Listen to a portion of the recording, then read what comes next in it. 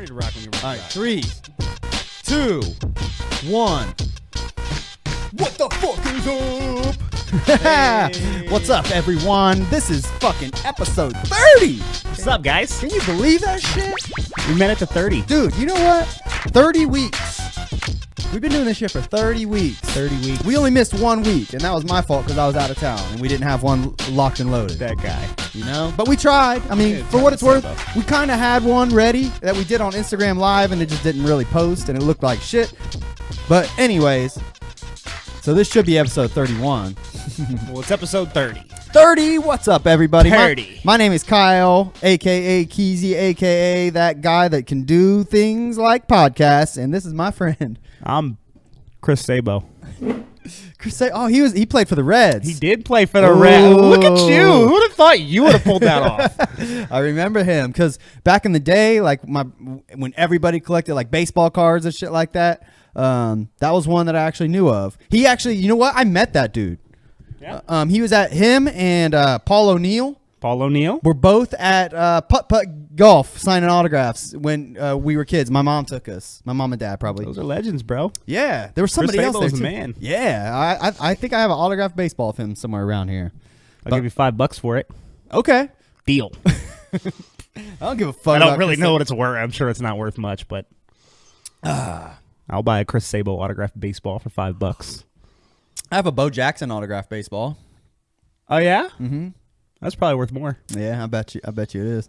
You know what? I went and saw my favorite baseball player was Darryl Strawberry. I don't know why. I just like arbitrarily picked him as my favorite. I think because his last name was Strawberry. I mean, he was good. And I remember that is a strange pick for you, but let me scooch over a little bit. But he, I don't know why I liked him so much, but I collected I didn't really care about baseball. I never watched baseball ever. I love baseball. But my brother collected all the baseball cards, and I collected some. But I have a shitload of Darryl Strawberry baseball cards. I have like every Darryl Strawberry baseball card. And when he came and he was going to go play for the Yankees, and he came and played for the Clippers for a few weeks. I went and saw him. Yeah, it was Clippers awesome. are the Yankees farm team. Yeah, it was awesome. So like Derek Jeter used to play for the Clippers. Oh, that's what's up. Yeah. Shit, I didn't know that. My favorite baseball player of all time was Ken Griffey Jr. Oh, yeah, he's the man. The guy. That's my guy. Yeah, Ken Griffey Jr. is the man, too. I like KGJ. I think I have a starting lineup of him. I have a Ken Griffey Jr. Mariners jersey in my closet. It's just a little bit small for me. That's what's up. I do. That's my guy. All right, you want Clash? Clash. Am I missing a drawstring? I can't see it. Oh, no, it's there. It was you just got it. The mic. Hey. Nice. I'm in my Peyton Manning attire today. Yeah. And I'm in my Star Wars hat and Bitcoin shirt. And I'm rocking the mug that I almost called you Rob the Finale. Dude, I wanted Enz was rocking this last week. Dude, I was gonna talk about that. It's so weird because like the whole time I've known you, I always called you Finale. Like literally, like never called you Rob. It was always Finale from the day I met you. Sorry, I keep busting your real name out there. I know you don't want to put it out there. I'm not ashamed of Finale. But Enz is a playoff of Finale. That's where I know. it came. But it's just funny because like me and my group of friends have always, every time we refer to you, it's like, when's Finale? What's he doing? Is Finale coming? Is he doing that? It's blah, blah, blah. Finale. So like, I try to like make the switch. I was like, okay, he calls himself Enz now. I'll try Enz is so much smoother than Finale. Yeah. Like that was like the real underlying reason for the change. For like, sure. It just works way better. Definitely. But then like I was like, well, we're like real friends, so I'll start calling him Rob. And then like I can't I know we try not to do that on the podcast. So I'm like, okay. You can call me whatever you want. I mean, I prefer like Enz is my chosen name. Rob's my given name. Right. Like, I mean, because even on I'm okay with either, but like on your Facebook, I chose Enz. So on your like, Facebook, you're even like Robbie Enz or whatever. So I know it's not like a big deal to you, but it's just weird. I just wanted to bring it up because it was funny. It's always funny, like trying to call someone that you've always called one thing something different. Do you have that with anybody else? Like, I have another friend. I've been in rap circles for so long. I've gotten good at like if I'm referring to if I'm talking to Bobby and I want to like Keys, yeah.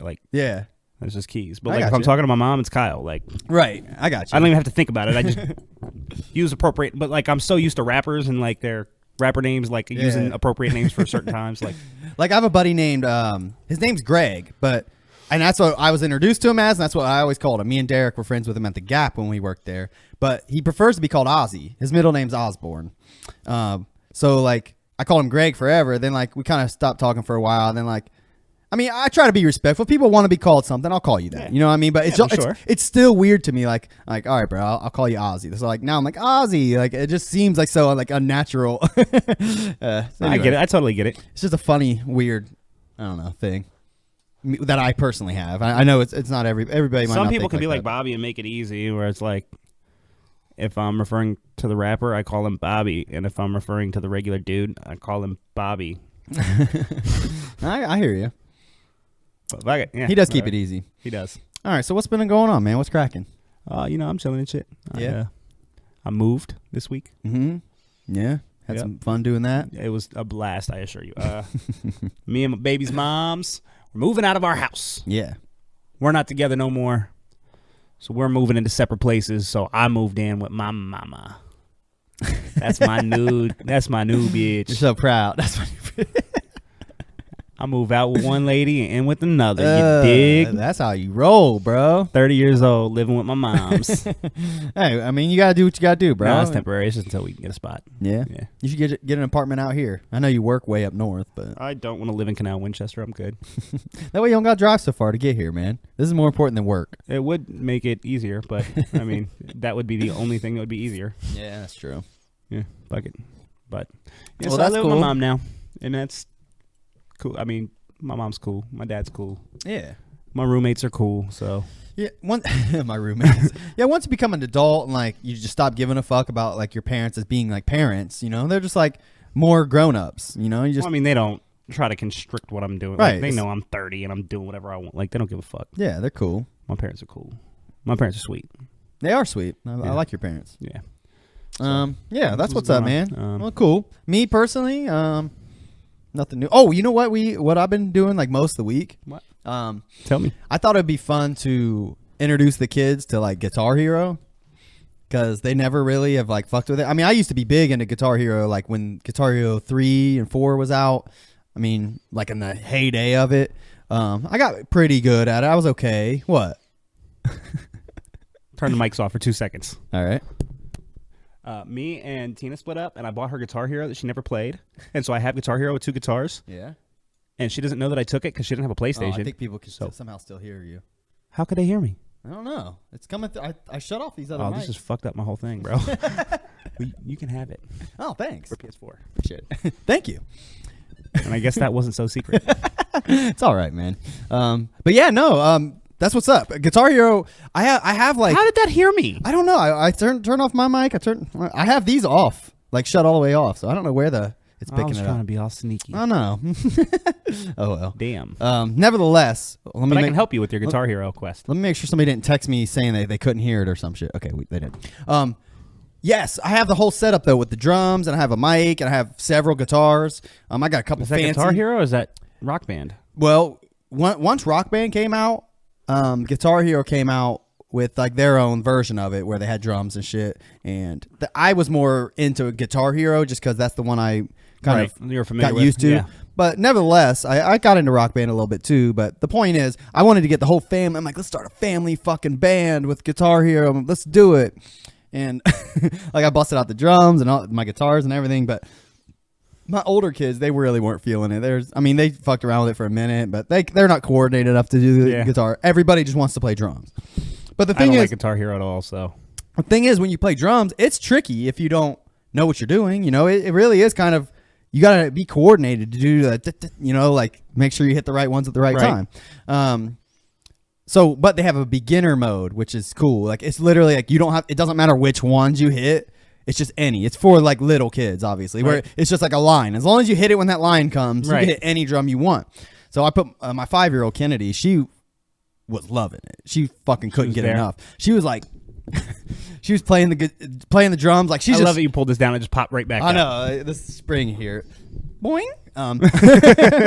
She was like, I mean, she's fucking going ape shit. Like she doesn't even pay attention to the whatever you call it, the road. I don't know what you call it, but where you have to hit the correct part. Anyways, she's just looking at the screen. Like the girl on the screen is drumming. She's trying to do what she's doing. And I'm over here fucking playing guitar and shit. And she's like, I want to drum like they do on Roblox. And she's like crossing her fucking arms and doing it. And then like she's like, Daddy, let's be like a real rock band. Yeah. She's like, stand up. She wanted me to stand up and play and shit. Like, because that's what the people on the stage were doing. She like was feeling it. So hell yeah, that's tight. The point is, I started like, I was like, hell yeah, we got this shit. I'm gonna download. I haven't burnt Xbox games in a long time, but I started downloading some more Xbox Guitar Heroes that I didn't have and like burning them and fucking throwing them in just so we can have some different songs and shit. So this past week, I've been burning a bunch of Xbox games and playing some fucking allegedly and playing some fucking Guitar Hero. It's been a good old time. There you go. That's what I've spent a lot of my time this week doing. There you go.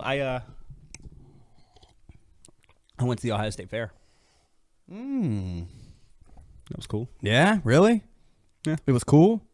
I mean, it was fine. I'm not like big on the fair. I'll say I fucking hate the fair. Tell me. I just went. Somebody wanted to go, so I went with them. Okay. Yeah. Somebody, huh? Yeah. I like that smile. Like, yeah. Yeah. All right, that's what's up.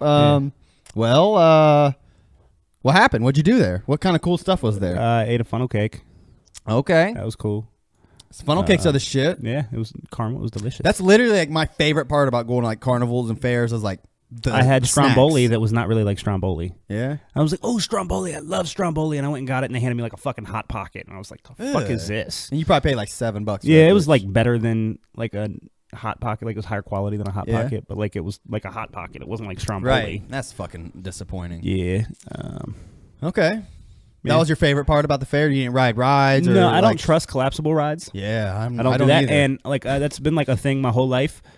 Especially after last year. Right. Like that was just confirmation. Like, of course, that's why you don't like. That's what I've been saying. If you didn't know, last year somebody rode one of the rides at the Ohio State Fair and literally died because like it fucking flung off. A bunch of people got fucked up. Yeah. There was like videos and shit. It was nuts. It was pretty sketchy. And like a couple years ago, there was like a shooting at like the fair. The thing is, the fair, the Ohio State Fair is literally in like the most hoodish part of Columbus. Well, it's crazy.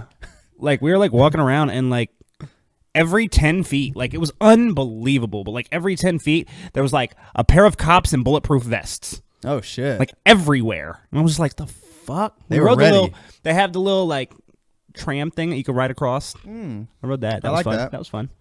That thing is pretty cool. We looked at these like we went into like a little animal building. Okay. And there was the Tyrone Bigum's goat because there was this black goat in like white KKK garb. And I was like, oh, he doesn't know he's black. And then there was another like pen of goats where like there was this goat with like the biggest nutsack I've ever seen in my life. It was like the size of my head, and it was just like standing with these nuts like smacking this other goat in the face. And I was like, he just doesn't even mind. Like it's just balls in the face. Like, and then there was another goat that had this giant fucking moth on its ear, and I was bugging out like that is the scariest fucking moth I've ever seen. And then I realized it was a tag. It just looked like a moth. Oh, okay. That's weird. But it bugged me out for like a minute. I was like, oh, look at that fucking moth. And then I like looked at the other goats, and they all had like red tags. So they were obviously tags, but this one was like camo looking, so it looked like a bug. Do they still have like freak shows and shit like that at the fair? I didn't spend that much time there. Yeah. You didn't go see like the butter cow or whatever the fuck people. I don't fucking get it, man. The fair is bullshit to me. I just went to Kings Island, so that was like shitty Kings Island. You know what I'm saying? Like, dude, I remember I went to the fair. The last time I went to the fair, it's probably 4 or 5 years ago, maybe even longer. But I remember it's always like my birthday's this weekend, and it's always around my birthday.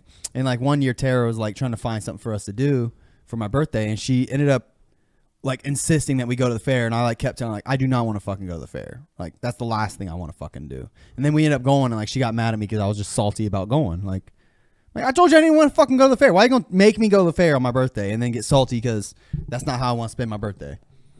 It sucked. Bottom line, I fucking hate it. It's boring. She made up for it this year. Oh yeah, I'll tell everybody since I haven't told anybody on my Facebook or anything. So if anybody is watching this, fucking I got PS4. Yeah. Where's my little sound effect? We can give you some sounds. You know what I'm saying? Yeah. Tara asked me the other day. She was like, because she's been asking me like, what do you want to do for your birthday? I was like, I don't know, man. I'm turning 34 years old. Super late air horns. I was like, I don't know. I'm turning 34. I don't give a fuck. I was like, I mean, if I want something, I buy it for the most part.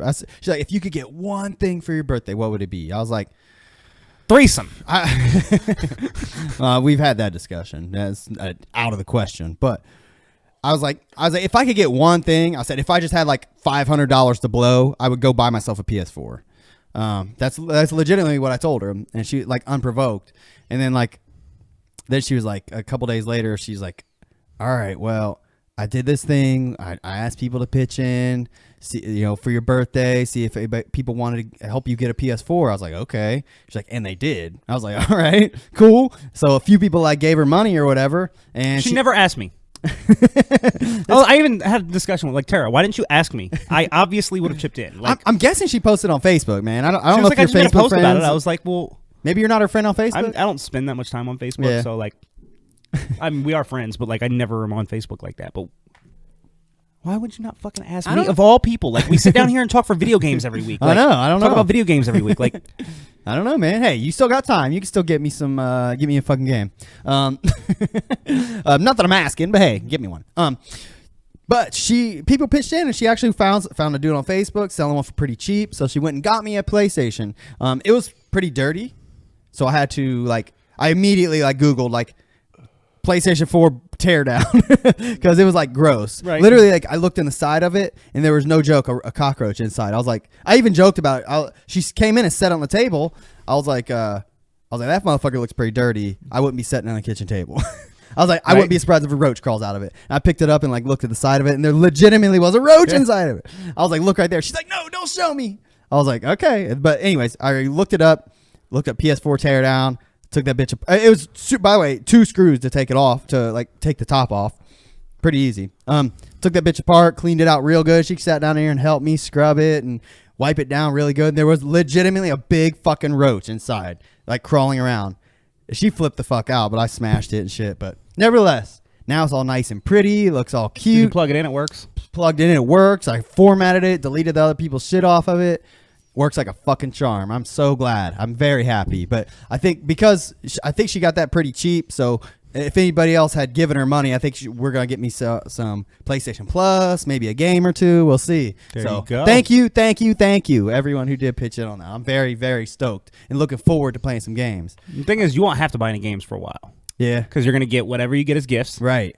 And then I've got 40 fucking games that I can loan you. Hell yeah. And they're all good. I can't wait. I'm really looking forward to putting it to use and trying it out, man. That's one thing I've been wanting to do for a while is get a PS4. It was just always on the back burner. I got such a huge backlog of Steam and Xbox games. It's just not a priority, but I appreciate everybody looking out and being nice to me for my birthday. There you go. That's what's up. I'm excited though. Hell yeah. I can't wait to get PSVR. If you go to get a PSVR, yours can't. The new model won't help you. You need the original. Well, I mean, you can take either model. Yeah.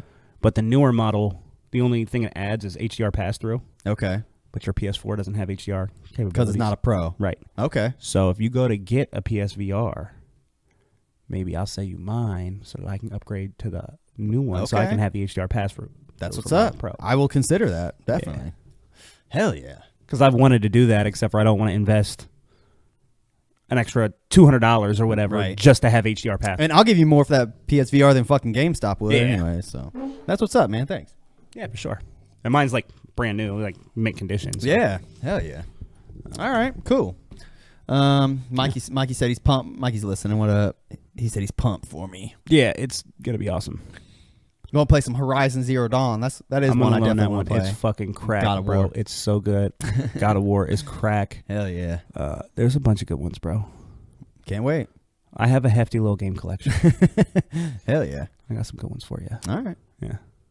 I seen they had I almost this is such a waste of money, but I was like, man, they got Destiny with the 2 expansions for $20 for that bitch. But I wouldn't have anybody play it with, so it'd be pointless to get it.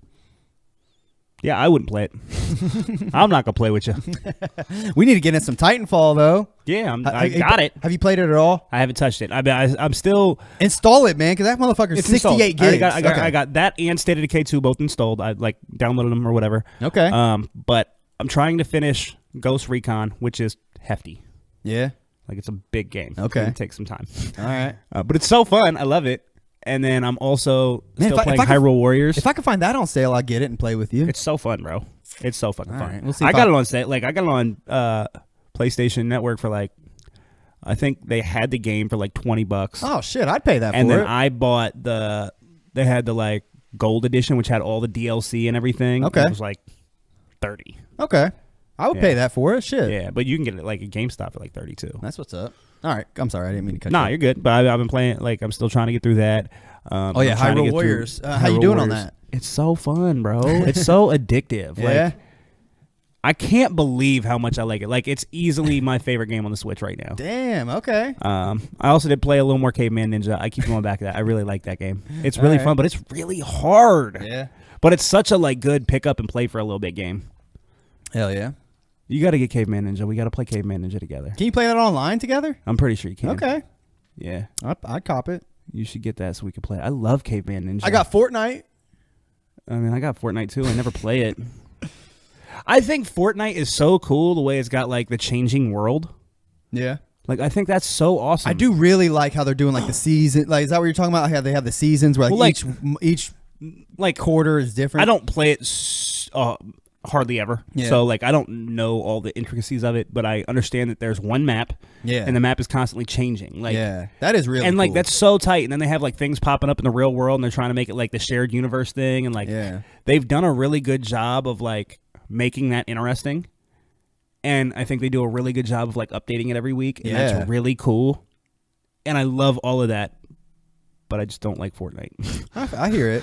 My favorite like that's my whole issue. I just don't like Fortnite. My favorite thing about Fortnite is that they got the cross play. I mean, that's awesome. If that's other awesome. games would implement that, I mean, that alone makes that game. It makes it from being an okay game to a fucking sweet game. Like if you ask me, just being able to like literally the other day, like my Alexis was playing on the Rocket League does too. Rocket League is so awesome. That is love dope. Rocket League, but it's so hard. Yeah. There's so many people that are so fucking good at that game. I know. But I love it. It is bullshit. Alexis was playing Fortnite on the Xbox. I was playing on the Switch, and like Kylie was playing on the iPad. All together. You know what I mean? It's badass. It was fucking sweet. All right there next to each other. You know? It was so cool. Like just for that alone, like it just makes for such a unique gaming experience that you can't help but appreciate it for that alone. The other thing too is like not only that, but like it opens up your player pool. So like especially with like a lot of like smaller games, like for example, I told you how much I liked Resident Evil Umbrella Corps, and everybody else hates it, right? Everybody hates it. Mm-hmm. So it's like dead. You can't play it because nobody plays it. Yeah, it's online only, and nobody plays it. Right. Well, if there's only 10,000 people playing that game on PlayStation, and it makes it really difficult to find a match. Yeah. But there's 10,000 people on Xbox and 10,000 people on PC. If you add crossplay, now your player pool is 30,000 instead of 10. Yeah. You know what I'm saying? So, like, for smaller games, that could be really crucial into keeping the game alive instead of just making it unplayable altogether. Not to mention, more people would probably cop it and start playing it due to the fact that, oh, more people are online now. Now it's worth getting. You know what I mean? Like, that would, if they did that for that game in particular, just for an example, I mean, that would just immediately like bring new life to it. You know, they really should do that with more games. It's unfortunate that I think it's going to become standard. I think so it's too. trending that way. Sony doesn't want to play nice with that. I mean, idea, Sony's doing that because Sony's leading the pack right now, so they don't have to. Well, I get it. Like when you're the leader, you don't have to make concessions like that. So like Microsoft and Nintendo can do that because it's like we're trying to catch up on Sony. But like, I mean, historically, if you look at like console generations, with the exception of only one time that I can think of, every generation the market leader has switched. Yeah, that's true. So like, if we go like, it went from Nintendo to Sega. Yep. Then it went from Sega to, what was it, PlayStation? Yep. Then PlayStation 1 to PlayStation 2, mm-hmm. Sony kept that run. Yes, they did. That's the only exception I can think of. But PlayStation 2 went to Xbox 360. Yep. Xbox 360 went back to PS4. Yep. So like every single time, there's always like a switch in the market, and it's usually because whoever's leading fucks up. Yeah. Like almost every time, it's because they fucked up. Like with the Super Nintendo, like Nintendo fucked up with the cartridge whole situation where they were hoarding the chips and everything. and Sega didn't do that. You Yeah. understand what I'm talking about? I don't know if everybody. Basically, when they were making those games, there was only a certain number of these chips that you could put in Super Nintendo games to make them work, and Nintendo basically hoarded them for their first-party titles. Okay. So that third-party consoles could only, like, instead of shipping 1 million units of this game, they could only ship 100,000. Oh. And they did this because they were, like, monopolizing their console. They wanted to, like, saturate the market with their own exactly, games. except for then Sega said, we're not doing that. And they ran away with the Genesis. Okay. And so then you go from that to Sony came out with the disc-based, and, you know what I'm saying, they, like, went all in on the PlayStation, and it, like, Nintendo fucked that whole deal up with because the PlayStation was supposed to be a Nintendo peripheral. I remember. I've seen And so the they prototype. fucked that whole thing up. And so then it went to Sony, and Sony kept it going through the PS2, but then PS3 comes along, and their console price was too high, and, Microsoft landed all the titles, like all the third-party support and things like that, and so, the 360 really took off and took over. And then we went to this generation, and Sony landed all the fucking titles. You know what I'm saying? That is so fucking weird. Here, let me show you. It is so fucking strange, bro. Hey, check this shit out, PlayStation y'all. on a fucking Super Nintendo controller. Look, the Shit is fucking Super wild. PlayStation. The Sony PlayStation. It says Sony right on it. But If you look on the controller, you probably can't see it on the screen, but if you look on the controller, it says Sony PlayStation. Here, we'll do this. Like, that shit is wild to me, bro. That is nuts. Here, But, like, that's what originally what it was the PlayStation was supposed to be a peripheral for, like, it was supposed to be disc support for Nintendo.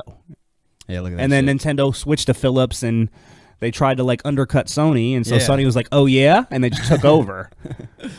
Yeah, that's You know what I'm so saying? strange. But, like, so these companies do this every time, and I think we're poised to see that again. Look, this motherfucker takes discs and cartridges. Yeah.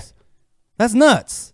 Have you, like, not looked at this a whole lot? I have. I've seen this like 100,000 times. I've seen like, it. I'm very familiar with I've seen the way it this a few looks. times, and I remembered that it exists, but I never really paid much attention to it. I watched, That would be like, so I like, fucking tight to have one. Of I those. research a lot of, like, video game history, so I'm, like, pretty familiar with stuff like this.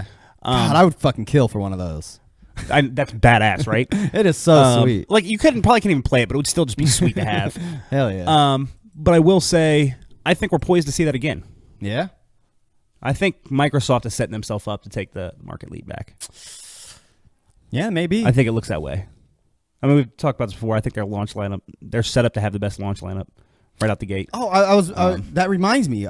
We were talking about launch lineups before, and you said that you predicted Alan Wake. I didn't read the article, but I seen a headline saying that. I didn't predict Alan Wake. I was just thinking, like, this could possibly theoretically happen. I would love it if it did. I seen a headline saying, like, don't expect Alan Wake 2 anytime soon or some shit. Yeah, I mean, they've been saying that ever since Alan Wake 1. Yeah. But, like, there was recently a thing that said everybody at Remedy, the company that makes that game, like, all of them want to make Alan Wake 2. Really? And they keep, like, Microsoft keeps telling them to make other games, and they're like, no, we all want to make Alan Wake 2. All the fucking fans want Alan Wake 2. Why won't you let us make fucking Alan Wake 2? It doesn't make any fucking sense, but Sony wants new IPs. Except for they tried that with Quantum Break, and you know what happened? You mean Microsoft? That's what I said. You said Sony. Oh, well, I meant Microsoft. Yeah. But they tried that with Quantum Break, and Quantum Break was fine, but it wasn't Alan Wake. It didn't get hooked.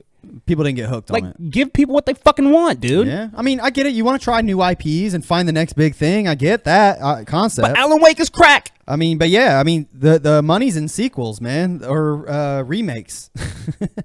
You know. I mean, it's just how it is. No, that's what's But up. I think we're poised to see another turn in the market. I think if I had to predict it right now, I think Microsoft is going to take the next console war. I mean, that's and the crossplay is a great example of that. Like, I'll say that's fine and dandy. Sony's dropping the ball right now. Yeah. And I think that could affect them come next console time. I mean, there's a lot of things that are going to play a factor, like the cost of the console is going to matter. Sure. I mean, Launch, Sony's like titles. Sony's leading just by pure like amount of exclusives. Honestly, that's really like the main thing keeping them ahead of the game. Like the amount of exclusives, the amount of good exclusives. That's absolutely what it is, and I think that's why Microsoft knows that this generation is lost to them. Yeah. And so now they're putting all their eggs into the next basket. Yeah, you might be on. And they're like, you know what? We're just gonna concede this one and set ourselves up for the next one. And that's the way it appears to me, and it looks like to me, Microsoft is about to have another 360 generation. I hope so. I mean, I love the competition, and I love like I like being grown enough to be able to buy all the consoles. Yeah, now. right. Like, because when I was a kid, I'd like pick one, and so Yeah. like now I can just be like, I'm getting them all. I don't have to pick. Yeah, that is pretty awesome. Yeah, I mean, you keep leaving out the big dog though. Fucking Switch. I mean, I know it's not like comparable as far as like PlayStation and Xbox goes, but they really are. I just read an article the other day that said like they just surpassed like 17 million or 60 million, whatever. Hold the fuck up. Hold the fuck up. I am not counting out Nintendo Switch. All I'm saying is by the time we get the next two consoles, like Nintendo is on their own like timeline now. Yeah. Like they're out of sync with the rest of the consoles. So by the time you get the new Sony and Microsoft consoles, like the Switch is going to be a couple years old at that point. So maybe their install base will be larger to begin with, except it's not going to be as modern of a console at that point in time. You're right. It's going to open the door for Microsoft. I think by then though they will have like a like Switch Pro that's like 4K or so. That's going to happen. I think it's likely. Although Nintendo kind of marches at the beat of their own drum, so it's hard to predict that. Like that seems obvious. That seems like the logical next step. Yeah. But I don't know that Nintendo really follows that trend. But I do think on some level, I think the Switch, like Nintendo is at a point now where they're kind of like in their own lane. Okay. And I don't know that Nintendo is really even competing with Microsoft and Sony. Yeah, you're right. They are. I think people that, like Sony people that want to Switch will have both. Yeah. Microsoft people that want to have a Switch will have both. I don't know that anybody's choosing the Switch over Microsoft or an Xbox or like a PlayStation, or they're choosing a PlayStation or an Xbox over a Switch. I think you have one of the big overlap, two, and then you might also yeah. have a Switch. Yeah. I get you. I got you. I don't know that there's a competition there. Mikey said, honestly, I think Microsoft will dominate. We'll see. That's what I think, Mikey. My guy, Mikey. No, but I do. I think Microsoft's ready to take the reins back. Yeah, we'll see. I mean, I think the Xbox One is pretty awesome product. I just think they went about it wrong, like in the initial phase, especially with the whole like marketing it as like the whole home entertainment system. The first like year after they announced it, and into like the first two years after it came out, that was a rough go for Microsoft. They didn't realize, like, bro, we just want to play the fucking games. We don't give a fuck about it being a cable box. You know what I mean? I got the fucking Xbox One first. Yeah. Off the strength of the 360. Yeah. And it was a mistake. Yeah. I like my PS4 a lot better than I like my Xbox. No, I get it. I mean, they're fucking it up. I mean, and we've been over this, and I definitely think the different consoles have different strengths. Absolutely. There are things that the Xbox console does better than the Sony console. Yeah. Like, Xbox One has better features in some ways than PS4 does, but PS4 has some features that are... Right. Just, I mean, this day and age, again, but like the number one deciding factor for me is games. Right, exactly. And Sony has the better games right now. You're right. They do. Absolutely. On a 360, I genuinely feel like the 360 had way better games than the PS3. Yeah. And now I feel like the PS4 has way better games than Xbox One. And that's the number one most important factor to me. I mean, when you buy a gaming console, that is what matters. The fucking games that you can play on it, you know? How the quality, how, you know, the gameplay length and shit like that. I don't know. Xbox doesn't really have a whole lot of exclusives that are worth buying an Xbox for, you know? I wonder what the VR situation is going to look like in the next gen. I know they keep talking about Xbox is supposed to come out with that HoloLens or Microsoft, and I think that was kind of like it's a nice idea, but I think we're in this weird like transition phase between like VR technology, like what the next step of it is, and I think HoloLens is kind of, I don't know if you've read or seen anything about it. I think it's kind of on the tail end. It's on the tail end of being like irrelevant, you know, at this point. So they probably have something else in the works, I would imagine. Well, I mean, I also wonder like Sony. I think in all likelihood there's going to be VR capabilities. I don't think they're going to abandon that, right? Yeah. But like I wonder with the PS5, do they launch with PSVR 2? Or do they make PSVR 1 compatible because they have such a large install base for PSVR 1? I think it'd be backward compatible, but they come out with a new PSVR. I don't know if they do. I think they might just run with PSVR. Maybe. I mean, I could see that being kind of like, I mean, that's a good product. It's been out for, a couple of years now? Yeah, but like just this last holiday season, they sold like an outrageous amount of PSVRs. Well, it's the most like it was like unbelievable. Like it just came from out of nowhere. There's like a wave of PSVR sales, and it was like now they have all these extra PSVRs they just sold. Like I mean, they may want to keep that going. It's the most accessible way to get VR in the home. So I mean, obviously it's going to keep selling more than the fucking Vive or Oculus Rift. Yeah. I think they're definitely going to come out with a new one that's going to improve like tenfold. They have to. Let's see, you got a couple comments. Jeff Lewis said Spider-Man looks amazing. I was just telling Tara about that yesterday. I was like, that's definitely a game I want. You want to hear a story PS4. about Jeff Lewis? Yeah. All right, so that's my guy Biggs. I used to work at this nightclub called School of Rock in Arizona, right? Yeah. And he was the head of security up there. And cool fucking dude. Like, cool fucking dude, likes hip-hop. Like, we got along real well. We started shopping one day, and I said something about being from Ohio. He's like, oh, where you from? Like, oh, you know, like I'm from Columbus or whatever. Where'd you go to school? I went to Westville North. What year did you graduate? I graduated 2006. He graduated 2005 at Westville South. Whoa! So you guys are going to school at the we have like same time. We had all kinds of mutual friends and didn't even like. And we met in Arizona. Wow, that's crazy. Fucking wild shit, right? That is crazy. Yeah. Shout out to Jeff Lewis. Yeah. Shout out to you, Biggs. He said my G. He said God of War alone's the reason I have PS4. Mikey said that God of War was the fucking flames, bro. He said that. Mikey said I think there are types of gamers. Sports gamers love the Xbox more. Oh, what? No, I'm not a sports gamer. Unless you like baseball, in which in which case you gotta like PlayStation 4 because it's got fucking. Mikey said I get the show. He said I can't get hip to my PS4. I literally only have it because of MLB The Show. MLB The Show is like fucking sweet for a baseball game. Yeah, yeah. I mean, there's no other alternative. Yeah, Mikey's huge into baseball, so I'm not shocked that. I mean, it's funny that he has the console just for that, pretty much. But I mean, if the only other games you like are games that you can also get on the Xbox, and that's where all your homies are, then you know, of course, you're gonna get on the Xbox. But you know, I get it. I mean, I think other than the show, all the sports games are multi-platform, aren't they? So, like, if you just wanted to play sports games, you would. And Madden. But, I mean, those are all multi-platform. Yeah. So, it's like, if you just wanted to play sports games, that's all you like, then the PlayStation would be the place because that's the only one you can get baseball on. You can get everything else on both. That's true. That's true. I don't know. Whatever. I mean, I play sports games, but sports games are tedious to me. Yeah. Like, they're really fun for a while, but, like, they're so repetitive that I get tired of them. I don't fuck with any sports games. I haven't fucked with a sports game since NBA Jam. I got NBA Jam on my fucking 360. I be playing that shit all the time. That shit is hot. Yeah, that game. I love that shit. And then they got Playgrounds on the Switch now. That shit is so fun, bro. My favorite sports game ever is Dusty Diamond's All-Star Softball for the NES. You ever play that? No, but I'm gonna talk about one of my favorite sports games when we get to our top 5. Okay. Because it was on the Sega Genesis. And okay. It's our top 5 list. Nice. Yeah. Oh yeah. Stay tuned for that. We're gonna count down our top 5 Genesis Sega games. Genesis games. Yeah, it's gonna be fun. Yeah. All right, that's what's up, man. Yeah. Well, let's move on, man. We can talk about consoles for a while. Yeah. Let me see what I got on my list. See what I got here. Hold on. Man, I don't even have a list. LeBron I thought I made some notes. Jerseys. Man, what the fuck?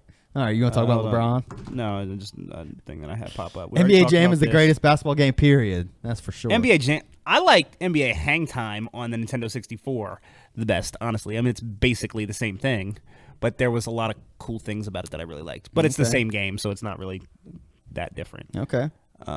We talked. Kids are running around. It's not like they were running down here. They know better. What'd you watch this week? Oh, let's see.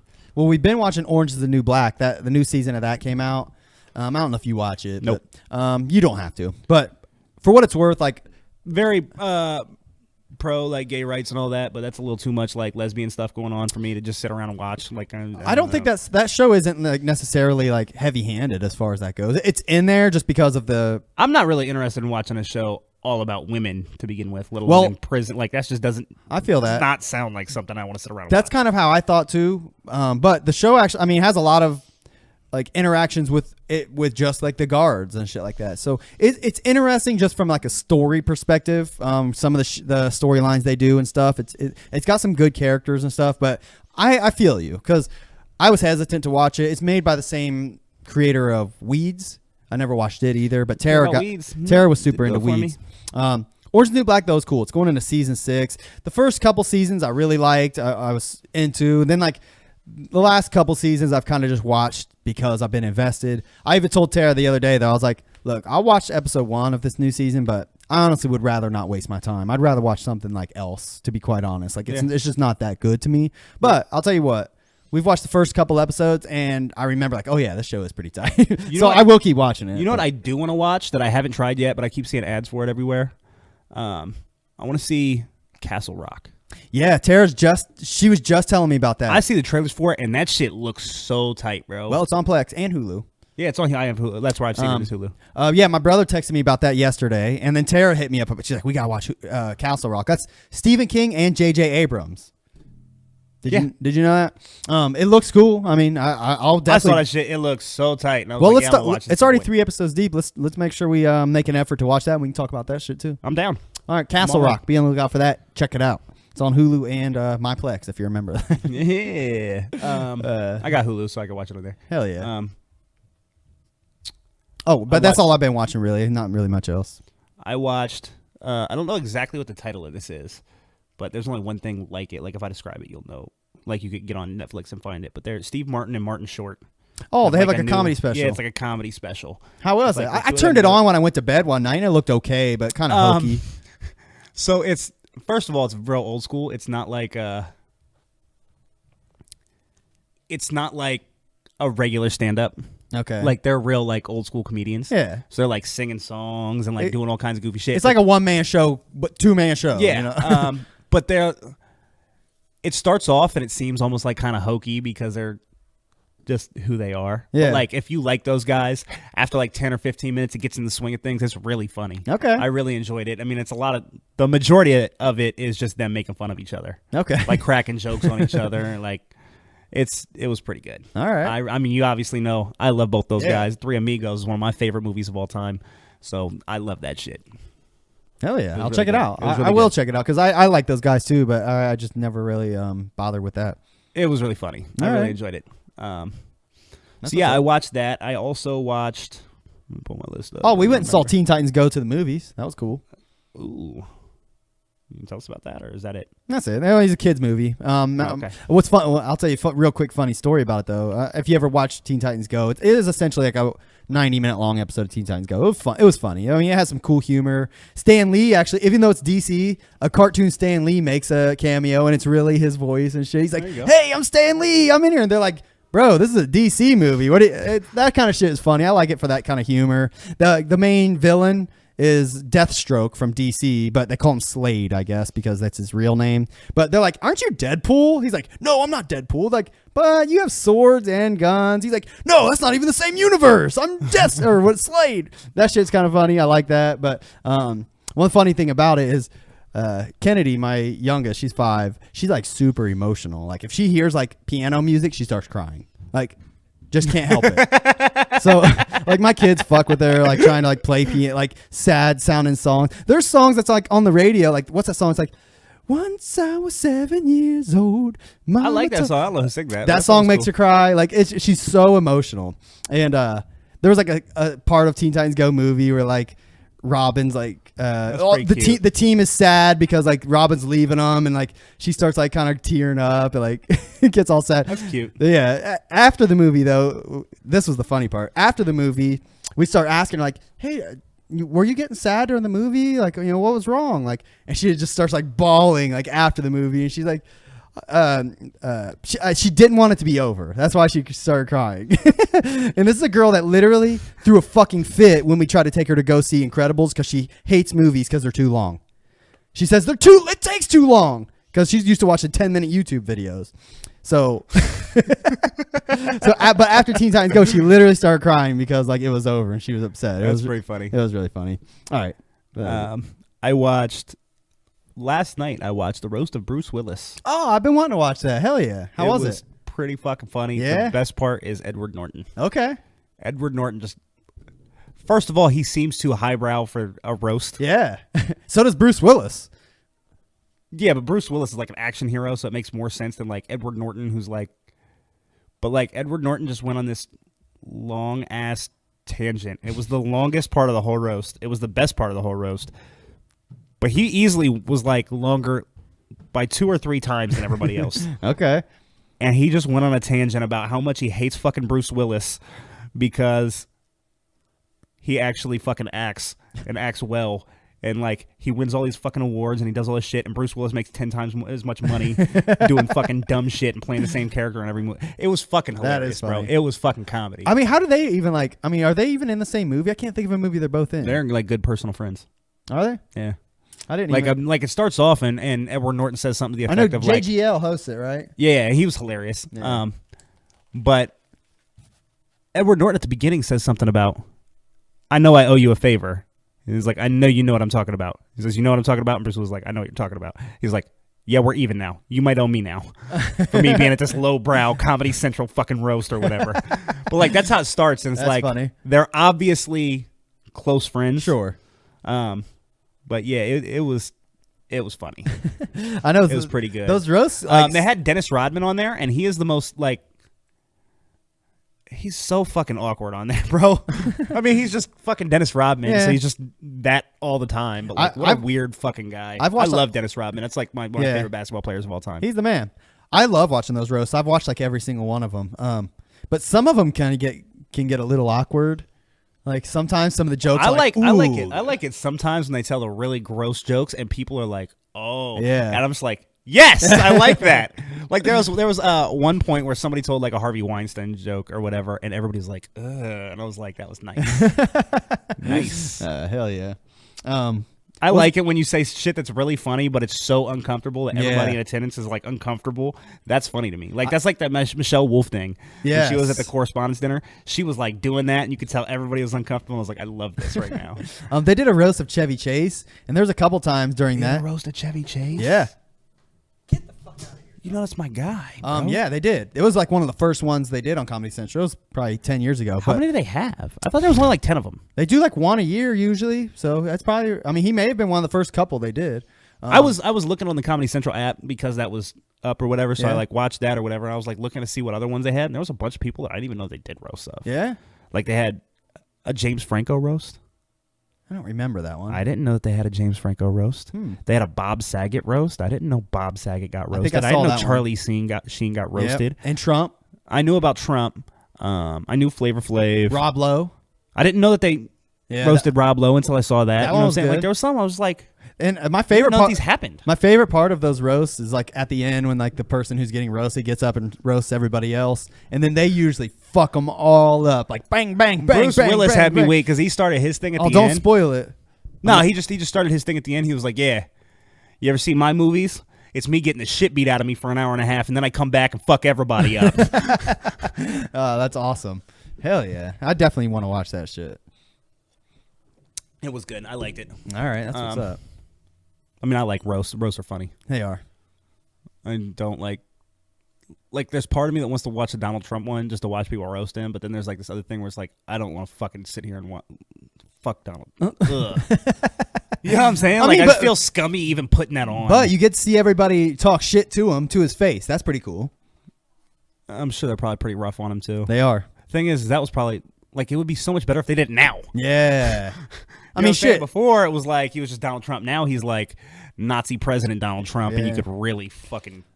I mean, shit, that's essentially what Michelle Wolf did during her presidential thing. But I mean, I really like, I like Jeff Ross. Like, he's always so rough on people. Yeah. Like, he obviously, they have him on every one of those things because he's so good at it, and that's just like his...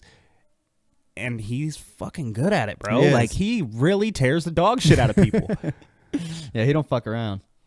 I love that shit. Let's see what people are saying. Oh, Jeff Lewis recommended Animal Kingdom. I've heard that was dope. My dad's watching. What's up, Dad? He said Pops? He said he loved weeds. And Mikey said if you guys watch The Staircase. And I say no because I've heard that it was boring as fuck. I started to watch the first episode, and it didn't intrigue me. I'll just watch the Too Long Didn't Read or Too Long Didn't Watch version. give me this Cliff Notes version. I'm there you good. go. Before we move on, yeah, sure. I want to give we discussed this a little bit on the pre-show, but we did not touch on it since we started the episode. My guy Bobby Krea just dropped his new mixtapes, 5 songs. It's called Bobby's World. That's my artist. That's my guy. I'm featured on it. It's also got Monks and Unique from the Mafiotic Misfits. It's got my homie Juan Dirty from back in the day. It's real hyphy shit. Bobby Crea's going ham. He raps dope. my guy raps better than your guy. I promise. What's the what's the best place for people to find that shit on Facebook? I mean, they just go to SoundCloud and type Bobby Krea? If you go to SoundCloud and you type Bobby Krea, Krea, you can probably find it that way. If not, you can find him on Facebook, Bobby Krea. Okay. And he's got it posted on his band page. But it's free. It's bad fucking ass. You should listen to. You will like it. It's awesome. I'm definitely. But that's my guy. He's going out on tour today with he's going on a Tattooed Tarzan tour with Codeine. So yeah, you should go fuck with him in your city and bump that because it's fucking hotness. And I'm on it, and you know if I'm on it, it's the tits. Yeah, that's dope. Yeah, definitely check it out. We listened to the whole thing right before the show. Yeah. Well, during the pre-show, if you rewind this, or if you turn this on at the very beginning, you probably heard the whole thing. I think we missed the first song, the one that I'm on. I think we skipped that one. Oh, but maybe. Whatever. Maybe. I mean, it doesn't matter. Yeah, go peep it's it. Free. It's dope. Yeah, 5 songs. Oh, speaking of music, I downloaded all kinds of shit since like The Gathering came. I downloaded some shit that came out The Gathering. Like, they released a 6-track EP called Hell's Cellar, which is all like shit that was supposedly cut from Hell's Pit. It's fucking terrible. I mean, I would imagine so because some of Hell's Pit was pretty fucking bad. Hell's Pit had some really good highs, and I had some really bad lows.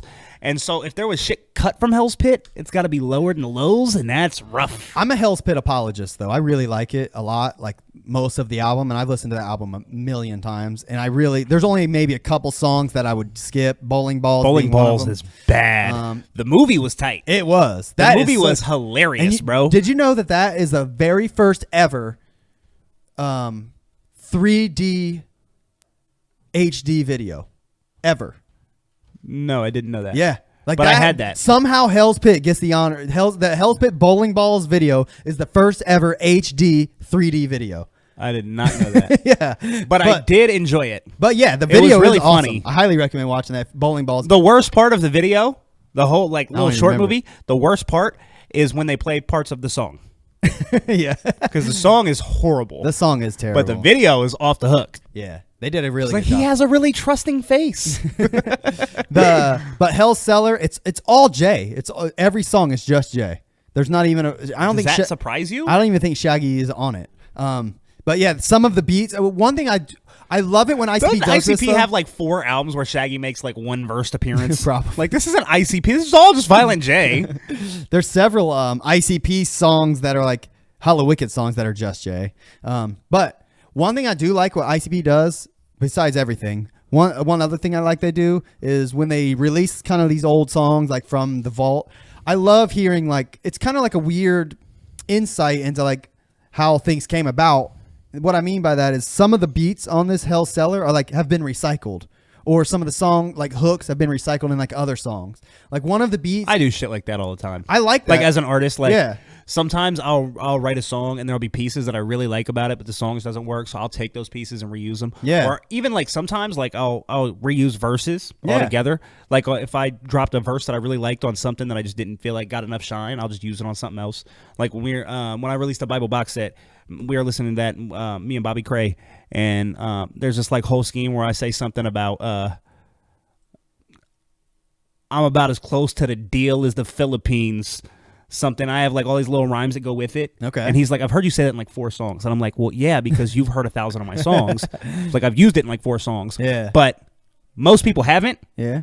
So like, even if I've used that in 4 songs, most people only heard it in 1, if they ever heard it at all. Yeah. So like, I'll recycle shit. Like, yeah, that's what's up. I mean, why not? And a lot of times I'll change it up when I recycle it or whatever. Might as well. It's like, might as well not like let that go to waste. You know, I'm fully on board with that. Well, I mean, the other thing too is you can't play me off like I don't rap enough, and that's why I'm recycling shit. Right. Like, fuck you, I rap more than you forever. Well, I like it's interesting when you hear like something like ICB do it because it's kind of rare. So I, as a fan, I really like that kind of stuff. Even though the songs themselves are kind of shitty, and I see why they were cut. I like hearing those like different shit because one of them was actually a beat that they gave to Axe Murder Boys and put on the Axe Murder Boys album. I don't know if you've ever heard Blood In, Blood Out by Axe Murder Boys. I think I did listen to it when it first came out. There's a song that's like, they keep on taking it away, taking it. Anyways. That sounds awesome. I know. On Hell's Cellar, Violent J singing that. And it's weird hearing him do it because I've heard Axe Murder Boys do it like 10 years ago. But other than that, the album is garbage. Don't listen. Wait. they're taking stuff that he already recorded and redoing it.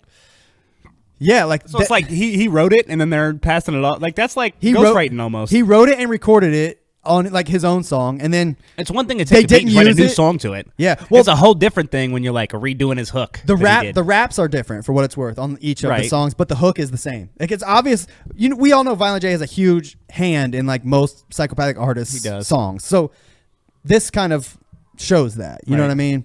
And there's another song they use, like the I think Pass the Axe on Dark Lotus. Pass me something dark and wicked and I'll pass it back. Don't worry, I'll pass. You don't know that song? Black Rain? Yeah, it's on Black Rain. It's the last song. I have heard it. I remember I liked Black Rain.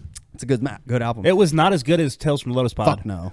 But it was good though. It was. It was like a totally different sound. Yes. But it was still good. But anyways, that was another beat. Anyways, point is, don't bother. But I did listen to all of Gmo, Charlie and the Filth Factory. It's dope as fuck. Every song on it. He's dope pretty as much fuck. Dope. He's dope as fuck. But that made me like, I was like, man, I want to listen to some more Gmo. He has a mixtape on Dat Piff called the Android Filfteen.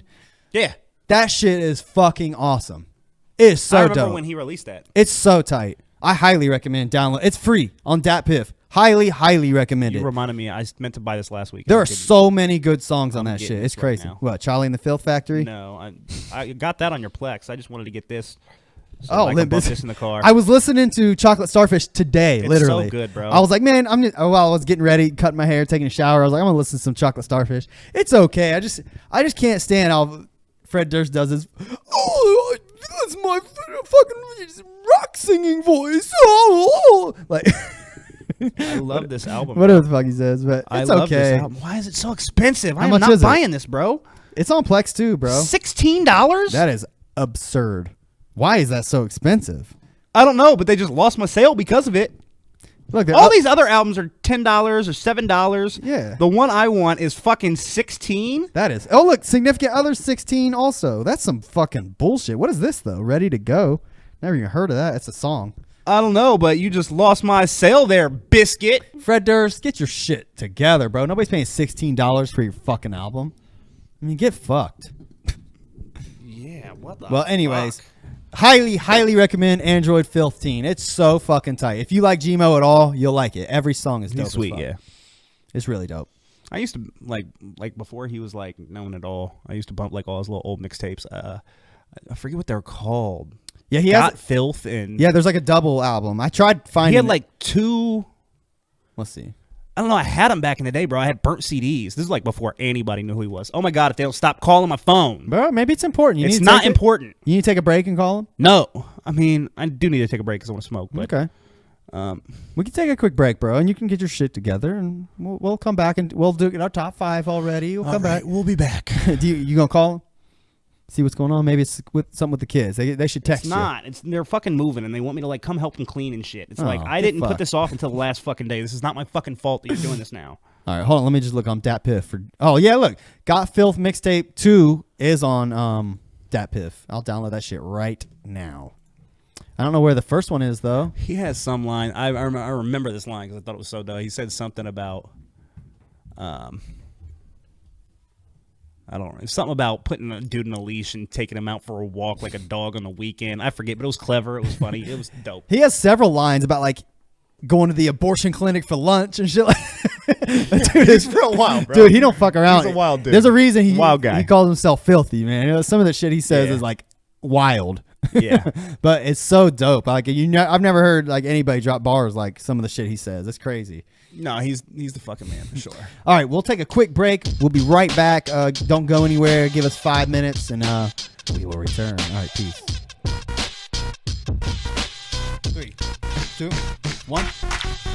We back up in the bitch. What is up, y'all? We back. We got our top 5s ready to roll. We got some fucking Clancy's. I like Clancy's. I fucked up the focus for a second. All right, sorry for crunching, y'all. This is my last one, I promise. Top 5. Top 5. Okay. We got our Clancy's. Oh, I have my drink too. We're getting too much dead air here. All right. What up, y'all? All right. Today's top 5, we are doing top 5 Sega Genesis games. Yes. This is a hard one to do because we're pulling a lot of games from memory that we haven't played in a long time. Correct. You know what? I realized when I was, I had a few games in mind that I for sure was using it, and I always do this anytime we do a top 5. I always look up like best blah blah blah. I looked up best Genesis games, found somebody else's like top 100, and it reminded me of a couple that I might have thrown in mind. But looking at Genesis games, I realized there's not a whole lot that I really loved. There's many that I liked a lot. I'm sure that there are lots that I loved that I can't remember the names to. Yeah. So I might even see the names and not know that it was that game. Yeah. Like I was just telling him on our break, there was a game, because I had Sega Channel. So I played lots and lots of Sega Genesis games. And there was one game that we played, that I played, that was, you were like dinosaurs. And you had like machine guns or something. And it was like a side scroller. And you like ran around as these dinosaurs and shot stuff. And it was really, that sounds ridiculous now, but I liked that when I was a kid. I don't remember what it was, though. Look, I typed Sega Genesis Dinosaurs, and it said Sega Genesis Dinosaurs with guns. See? I'm not the only one, bro. Dinosaurs for Hire. This must be it right here. Let's show people. We're going to give a shout out to Dinosaurs for Hire then. Because it didn't make your list, because you couldn't remember I didn't the know name what it of was. Would you have put it on your list? I don't know. It probably would have been an honorable mention. I also, I didn't write this down in my honorable mentions, but we were talking about it. Jurassic Park. That gets an honorable mention because Jurassic Park was, it was cool. You could be like a person. Yeah, this is definitely the one. This game looks ridiculous. It was fun, bro. But Jurassic Park, you could play as like a person running from the dinosaurs, or you could be the dinosaurs killing people, and that was fun. Yeah, Jurassic Park had a sweet game for the Super Nintendo and a sweet game for the Genesis. I liked how they did that. Like they come up with different games for this at the same time for different consoles. They did that with a few different games. Jurassic Park being one of them. I didn't know that. They did it with Scooby-Doo. Oh, it didn't make my top 5, but in all honesty, it really should. Scooby-Doo for the fucking Sega Genesis. It's so fun. One of the best point and click. If you like, I like point and click. If you like Monkey Island type shit, it's literally one of the best ones I've ever played. It's so tight. But the Scooby-Doo for the Super Nintendo is fucking garbage. But the one that was out for the Genesis, very, very tight. I found it first on the Sega channel. This game looks awesome, by the way. Dinosaurs for Hire. Yeah, this game looks pretty ridiculous. I've never heard of it or played it. I loved it when I was a kid. I played it on It looks pretty cool. It looks like a Contra ripoff. It's basically what it is. Okay. But you're dinosaurs and you're shooting machine guns. I'll give it a shout. Or a shot, cool. I mean. It's cool. I liked it. All right. As far as honorable mentions, what you got? All right. Oh, let me get my phone out. Oh, before we go any further, we discussed doing our top 5 favorite candies for this episode. Yeah. And I had to tell him, I don't like candy, so I can't really do that. But on the way to podcast today, I stopped at the gas station, and they had Hershey's cookies and cream bars, which I loved when I was a kid. Yeah. And I haven't had one in 12 years, 15 years, something like that. Since I was little. I guess probably longer than that. Probably been 20 years since I had one. Okay. That's weird for me to even say. But so I got one, just in the spirit of we were talking about doing our top 5 candy, just to see how I felt about it. And I ate that thing, and it was fucking horrible. I don't like candy. Yeah. I feel it. It doesn't do it for me. If you don't like it, you don't like it. All right. My honorable mentions, I have a couple. How many do you have? I got 3 from my honorable mentions, not including Dinosaurs for Hire and Jurassic Park. Okay. I have 3 as well. This is one I put on my honorable mentions. Oops, hold on. I'll try to play little videos. That's funny. This is one of my honorable mentions. All right, so there's a game for Sega Genesis called The Haunting. It's in my honorable mentions. This is in my honorable mentions as well. This game was so fun. You possess furniture and stuff? Yes, look, the whole point of the game is to scare the people. The homeowners until they leave the house. Yeah, so you can click little different like what he just did on the video. He clicked the kitchen table and then made it rain blood from the kitchen table, and it scares the shit out of the person. Yeah.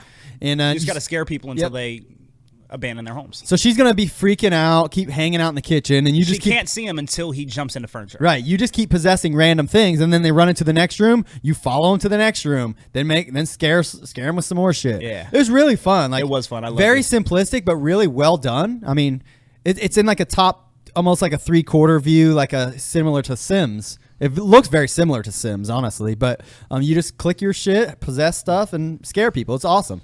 Yeah, it was awesome. And if you didn't scare them enough, it would send you to essentially, essentially, and you had to get out of it. It was just a little dungeon. I don't remember that. Yeah, it was really fun. I do remember I really liked this game a lot. Paul is mentioning Lion King and Earthworm Jim. Lion King was cool. King was fucking impossible. It was impossible, but Earthworm Jim was cool. It's not in my honorable mention. was fucking impossible. Yep, same.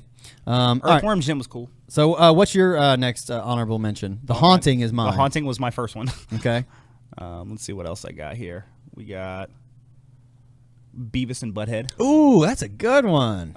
They're going to see like Gwar or something in concert, and their tickets get all ripped up, and they have to run around the world and find the pieces to the Gwar tickets to piece them back together so you can go to the Gwar concert. That's another one where they released both on or released it on both consoles, but they were different. This one was the one for the Genesis. I do believe they were different. This one was the shit though, but it was very hard. I played this a lot. I never beat it, but it was really hard. I remember that. You can get like a machine gun that shot like darts, like little suction cup darts. Doop, doop, doop, doop, doop, doop. Yep, I remember that. But I liked this a lot when I was a kid. But it was extremely hard. Yeah, this game's the bomb. Highly recommend it. I mean, it's a great platformer. It has like a cool little story. It's funny. The graphics were dope for the time. The graphics were just like show. Yeah. Beavis and Butthead. This is a complete playthrough. They play it for 40 minutes and beat it, I guess. That's crazy to me. It is crazy. It's crazy that like games used to be short like that because they were so hard that it would take you weeks on end to beat them. Yeah. Shit. Especially since you like didn't really have some games didn't even have like continues. Yeah. Oh, that's what's up. All right, that's a good one. Yeah. Another honorable mention for me. Here, let me hide this and bring it up. Was a little game called. We're waiting here. Toe Jam and Earl. Toe Jam and Earl was cool. I like Toe Jam and Earl. That game was another hard as hell game. I watched my cousin Ryan and my brother Eric play it more than I actually played it, but it was really fun. I mean, you just run around like different little island planets and kind of collect shit. The whole point of the game was to find pieces to your spaceship so you can get to the next like area, but each one was progressively harder and shit, but it was really well done. The graphics are so silly and quirky, and it was unlike any game I'd ever played at that time, so I like it just for that. It's really fun, but it was another game that was hard as fuck. All right, here's this is not on my honorable mentions list, but I'm just thinking of it now. Ooh, shit. Dude, this stupid CD is a fucking bitch. You don't have to use it, man. Yeah, fuck out of here with that. I liked Echo the Dolphin. Oh, okay. That's in your honorable mentions? It wasn't, but it is now. I'm mentioning it now. I'm going to honorably mention it right now. Okay. Dope. I tried my daughter Kennedy. She loves dolphins and shit, and I tried to like introduce her to this game. Like, look, you get to be a dolphin, but she really didn't like it too much. Oh, it's cool. It kind of reminds me, there's a game that I played on like iPhone or something. At one point where you're like a shark and you just run around and eat animals to get bigger. Yeah. I know that's not what this is, but it just reminded me of that right now. Yeah, no, I know. I've played a game similar to that. But yeah, Echo the Dolphin was fun back in the day. I liked it. It looks pretty. This looks pretty tricky. Yeah, it does. It looks a lot harder than I remember. It looks like you get like power ups. I never played it enough to really get any of those, but I wasn't a huge fan of this game, but it was okay. I played it. The graphics at the time were pretty amazing. To be quite honest, actually aren't really that bad. What else you got? Honorable mentions. All right. Let me close that. All right. My next honorable mention is Streets of Rage 2. Ooh, Streets of Rage 2. That's the one that added the kangaroo. Yes, I believe so. Yes, it is. I know it was because I love Streets of Rage. Oh, no, that might have been 3 that added the kangaroo because look at this. This character select. Bro. 2 added the kangaroo, bro. Sure. Yeah, or maybe 2 added the guy on the rollerblades. I think 2 added the rollerblades guy. 3 might have added the kangaroo. That might be right. People. I played all the Streets of Rage games. I loved. Yeah, same. Me and my brother.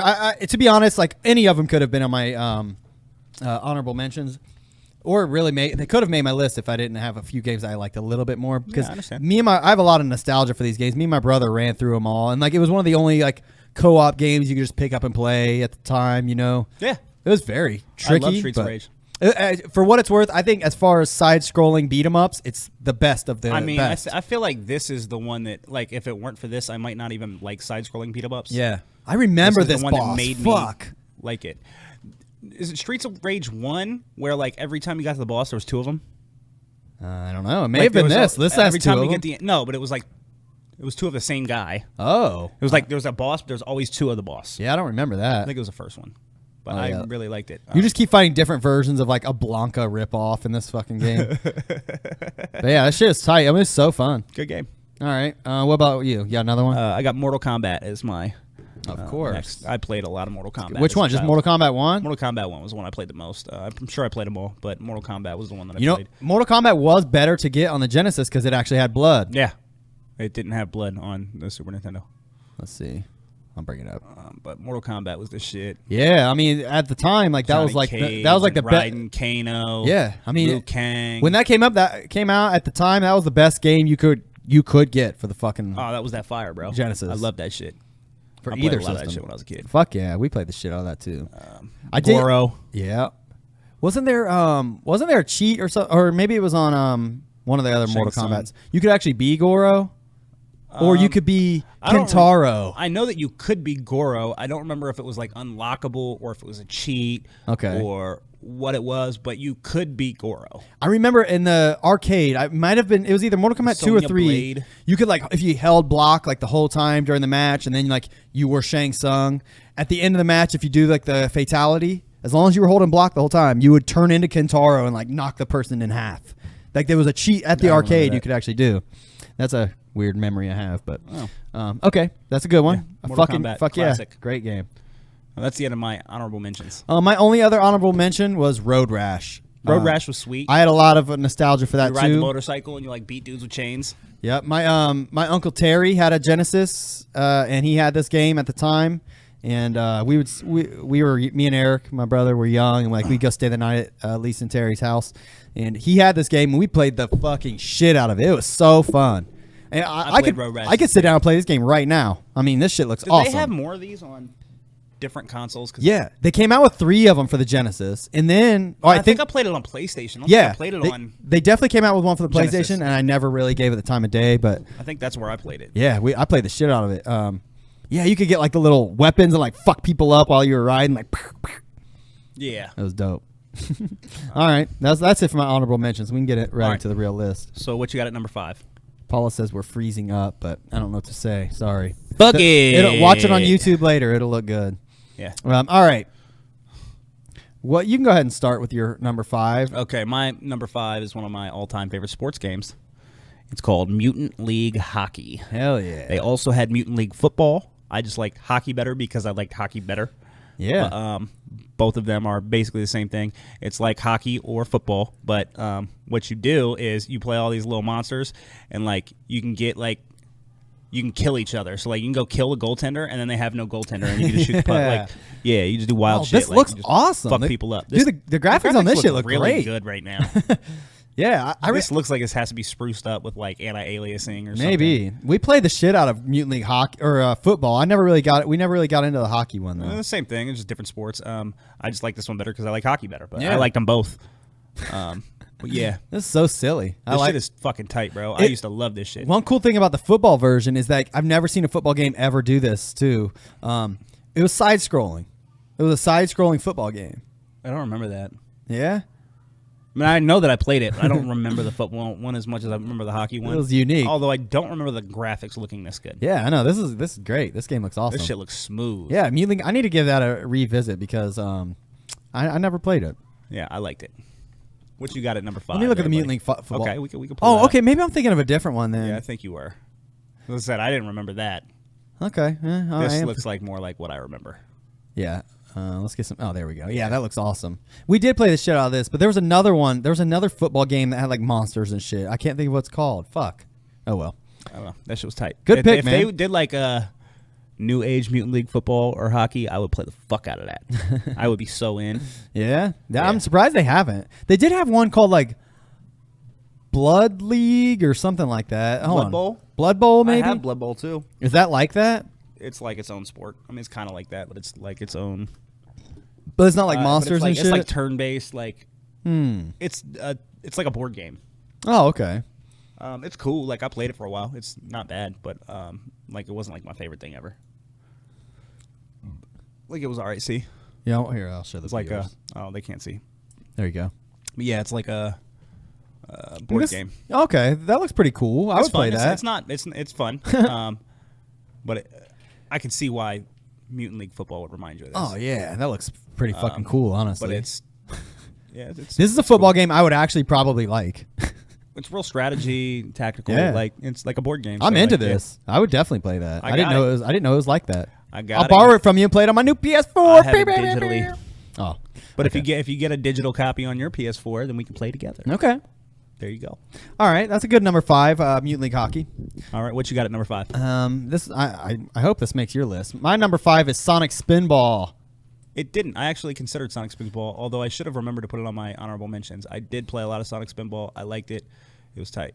Yeah, Sonic Spinball. It's my favorite Sonic game. I mean, obviously the other It's Sonic. not really a Sonic game. I know the other Sonic games are great. Don't get me wrong, but this one for whatever reason, this one just grabbed me. Like, it has like strategy and shit to it. You know, like you gotta what he's doing right here. You gotta shoot yourself into this pipe to get to this area, so you can go here. And you just had to get good at it in order to get to the next area. But it was fun. I remember I tried to save up like there was some like Pop-Tarts or some shit. Like if you saved up enough UPCs, you could like mail them in to like get a copy for free. And like I legitimately wanted to do it because I rented it from Blockbuster so many times. I never really got to buy it though. But I always wanted it so bad as a kid. I probably rented it 7 times. Shit was fun as hell. Yeah, good shit. Good game. All right, what's your number 4? Let me see what my number 4 is here.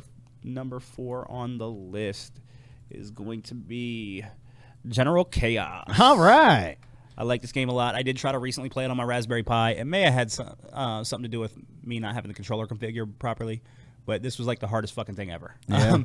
But as a kid, I was obviously much better at it, and I love this. You like pick little teams of guys, and then you fucking go to war and kill each other. And there's like little maps like this, and you just got to kill them before they kill you. And you could there's like always like different sets of teams that you can pick. So like you can pick the guy with the flamethrower and the machine gun, or you can pick the guy with the grenades and the whatever. So the point is to take them out, though, right? Yeah, you just but if you're playing with single player, you can like switch between your guy to like that one says Scorcher. He's the guy that has the flamethrowers. Yeah, you know what I mean. And the other guys are the chuckers, and they have the grenades. Yeah, that's pretty cool. It has a lot of strategy to it. I really liked this game a lot as a child. Yeah, me and my brother played the shit out of that too. Did you play it just by yourself? Yeah. Okay. I mean, isn't it weird to see like this is what we grew up on and what we're playing? Like, it just fucking trips me out. Bro. I know, right? Like back in the day, this was the like shit. The hot shit when I was playing it, man. I was like, oh, I love this shit. Hell yeah. Like, just crazy. Yeah, that game is awesome. I should revisit that game. Yeah, it was a good game. All right, dope. General Chaos, fucking sweet. Good pick, man. What's your number 4? My number 4. Let me cue it up. Ooh, you know what? This is one I thought of right before we came back downstairs. I almost forgot about. It's called Humans. Have you ever heard of it? I don't think so, huh? I remember this being on SEGA channel, and that's how I got hip to it. It's this little game where the whole point is to get. I mean, you start with like 3 or 4 humans, or some levels as many as like 20. But you have these little cavemen, and the whole point of it is to get from point A to point B. You got to get all your humans from point A to point B. And you have to strategically do it. Like right now in the video, he's grabbing a spear because you can use a spear to like vault over a big gap. And then you can throw the spear back over so that the next one can come over. It's almost like Lemmings. Very like different. Yes, very, very similar. Different way to play Lemmings or something. It essentially is. But I really liked it a lot. I got to a point where I got stuck. I remember playing it and getting stuck and like not being able to move on from it. But that was before the days of the internet when you couldn't just look shit up. Right. You got stuck. You were just stuck. Another game similar to this that I'll give a quick shout out to is Krusty's Super Fun House, I think is what it's called. Never played that. Krusty from Simpsons. It was very similar. I got it. Yeah, it was a very similar game to this, actually. You had like a bunch of little Krusties, though. But that's cool. But Humans is the shit. It's really dope. It has a lot of strategy. You know, it was cool. You could kill the little dinosaurs. There you go. Yeah, look, he had to do that to get the fire so that he could go burn something or whatever. But really dope game. Highly recommend it. Very tight. All right. What's your? So that was my number 4. What's your number 3? My number 3. Or did you say your number 4 already? My number 4 was General Chaos. Okay. What's your my number 3 is Kid Chameleon. This is another one that I had forgotten the name of. And McNasty, when we were in a previous episode, when we were talking about this stuff, I described this game, and he was like, "Oh, it's Kid Chameleon." Yeah. And I went back and looked at it, and it is. And I've since played this a bunch on my Raspberry Pi. I like this game a lot. Ooh, the graphics on this shit look crispy. Yeah, Kid Chameleon is fucking awesome. This game is so fucking badass. You can like find a little hockey mask, and you turn into Jason. You can run around, and it's fucking sweet. You get like different powers based on what mask you're wearing. This is one of the coolest platformers I've ever played in my life. It is pretty dope, and the graphics on this are pretty fucking awesome. This game is super fucking wild too. Like, just really crazy. Like, there you go. Like, crazy shit happening. Yeah, Like, what the I don't fuck's really even know going- what the story of this is or what any. Like, it might just be nonsense, but this shit is fucking fun. It's really cool. I liked it a lot. Yeah, dope. I never really gave that game much of a chance back when I was a kid, but it definitely is something I would have liked. I'm sure we rented it at some point. 'Cause I think this one has aged well too. Like, Yeah. you could still play this now. Yeah, and this it's looks fun. great. Like, if they Honestly. put this on the Switch, I would buy it. There you go. He's getting another helmet, makes him small. Now he's a fly. That's pretty cool. All right, good pick, man. Yeah. All right, my number 3. Let me cue it up. My number 3 is Theme Park. I forgot that was on Sega. Yeah. That definitely would have been on my list. I loved Theme Park. I played a lot of Theme Park. It was like the first iteration of like a roller coaster, like tycoon type sim. Ultimately, they ended up having this on PlayStation as well. Yeah. Because I remember after I got a PlayStation, I found it on there and I kept playing it. I was But just I love this I was just Sega. talking about this game yesterday to Alexa. She was playing a game game on Roblox where she got to create her own theme park and like you could put toilets and trash cans. I was like, Yeah. I used to play a game when I was a kid called Theme Park. It was so fun. You would really like it. Yeah. It was a little more simplistic, but I like it because of that. Like Roller Coaster Tycoon took this idea and Yeah. made it a million times better. Don't get me Absolutely. wrong, but it's almost overwhelming. Theme Park, I think, is so accessible. Anybody could pick it up and play it right now. Well, I you mean, know? the thing that fucked me up about Theme Park was because I was like a little kid and I didn't really understand what I was doing. So I don't remember exactly what it was. It might be this screen right here that we're seeing. Yeah. With the current loan or whatever. Yeah. But I remember I used to, right at the beginning, Oh, just this is- max out however I could get money. Yeah. And it was probably like a loan. Take out as much money as you could and then build everything you want. Yeah. Except for then like a half an hour later, you'd be in so much debt that the game would be over. Yep. But I didn't really understand the concept of how to do all the logistical stuff. So I would just take out the loan and just build cool stuff, and then I'd lose and I'd start over. Yeah. I mean, it was fun just to build the shit. But I did. I fucking Man, loved this is game. giving me such nostalgia just watching it. I love this I'm game. going to play this probably today. Yeah, this is a good God, one. this looks is a so real, fun. I played a lot of Theme Park. I Oh, forgot man. all about it. Such I a forgot great that it was game. on the Genesis. All But I right. did. I played a lot of that. Hell yeah. All right. What's your number? What was that? My number 3? All right. Yeah. What's your number 3? Or did you I already? gave you my number 3. What's my your number three 2? was my number 3 was Kid Chameleon. So my number 2 is Sonic the Hedgehog. All right. I know that sounds like a cliche answer and all that, but I probably sank more time into this one game on the Sega Genesis than any other game. I really love this game a lot. This is the reason that I want to go play Sonic Mania. Yeah. It was just so much fun. Like, this was childhood defining for me.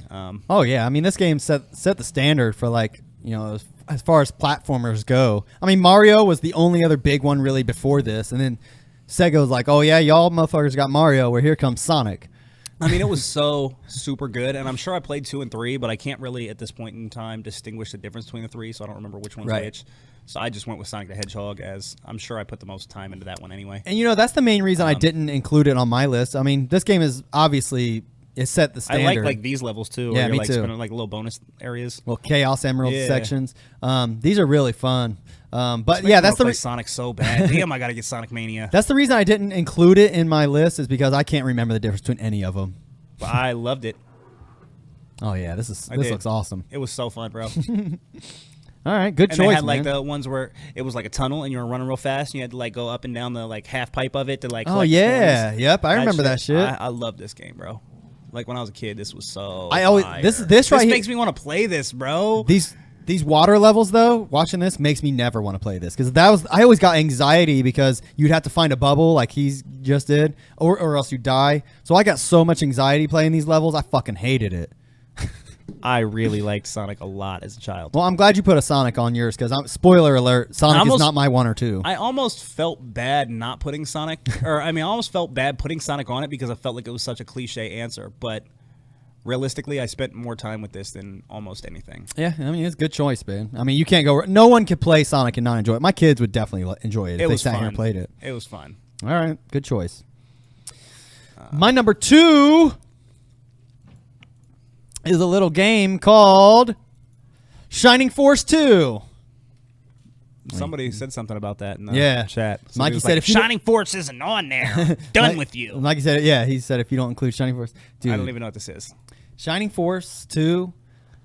It's a turn-based RPG, but I always liked the fact that you could walk around towns and This is what the fighting looked like, by the way. But That's pretty cool. You could walk around towns. It was very strategic. When you go to move, you could only move like X amount of spots, but different people could move further. You could have spells that you could shoot people from a few spots away. It's turn-based. This is the first turn-based RPG I ever played. Okay. But I have such nostalgia for it. It holds up today. I could play this game right now and have so much fun with it. The cool thing about Shining Force is that you could actually build your team. Like, you meet people along the way as you progress that can join your team. You can find weapons for them, buy weapons for them. You could get up to like 40 people on your team, but you could only pick like 20 of them to go into battle. So you had to be strategic about that. Some people were better than others, obviously, but it had a really fucking dope story. Shining Force 2 especially, there's so many parts of the game where like, if you miss this section of the game, you don't get this person on your team. Like, you had to know like exactly what to do and shit like that. It's a long ass fucking game that takes forever to get through, but it's so fun, man. I can't recommend it enough. Shining Force 2 was an improvement over gameplay, graphics, and everything over the first one. But I don't know. The story isn't quite as nostalgic for me, so I can't touch on that as much. I just remember having so much fun with it. But if you like games like this, Final Fantasy, shit like that, you'd fucking love Shining Force. It's so great. I've never heard of this. I've never seen this before. This is totally new to me. It's amazing. I actually, Sega Genesis games I actually own with the cover and everything. This is one of them. There you go. All right. Anyways, that's my number 2, Shining Force 2. All right. What's your number 1? Here, let me get the drum roll ready. Give me my sound effect so I can give you my number 1. Here we go. I can always have a hard time finding the drum roll for some reason, but...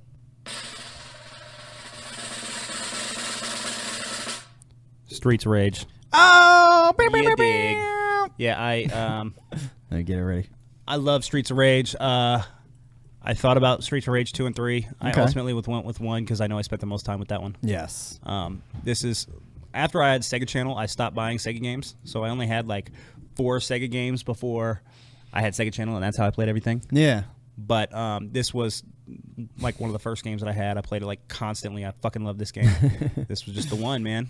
There's like 3 different characters you could pick from. You just walk around and fuck people up. It's awesome. Look, you just fucking suplex that. Bro, this is my shit. I love this shit. That's so tight. You like stab people with the knife, and then when it goes to break, he throws it. Yeah, that's right. So there it goes. Boom.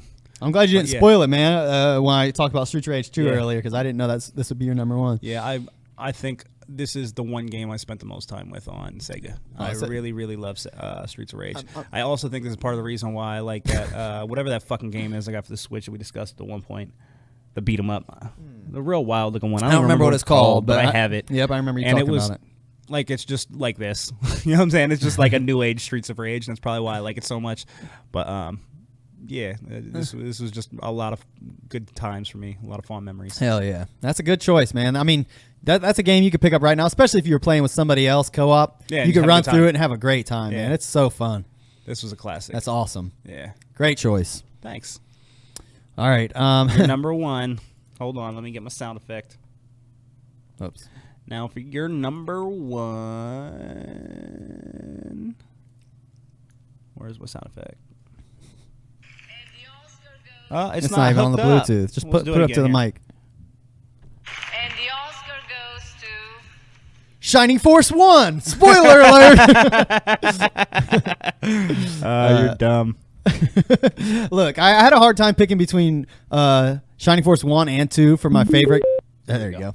For my favorite Genesis games, because 2 really is like an improvement over 1. Like, here's what 1 looks like. As far as graphics go, 2 was a huge improvement. The story in 1 is just way better, and Shining Force 1 is a game I've started probably 50 times. I've only beat it a couple because it's punishing when it gets toward the end, but that's the only reason it kind of ekes out over Shining Force 2, just because I've put more time into it, and I have way more memories. Like, I remember this battle exactly. This is like one of the first big battles you do. But look, everybody gets a turn. All your people get their own little turns. You have to go around this mountain shit. Yeah, but that's cool. It's a great fucking game, man. If you've never played it and you like RPGs, I highly recommend giving it a shot. It's so fucking awesome. I mean, this looks like totally fine.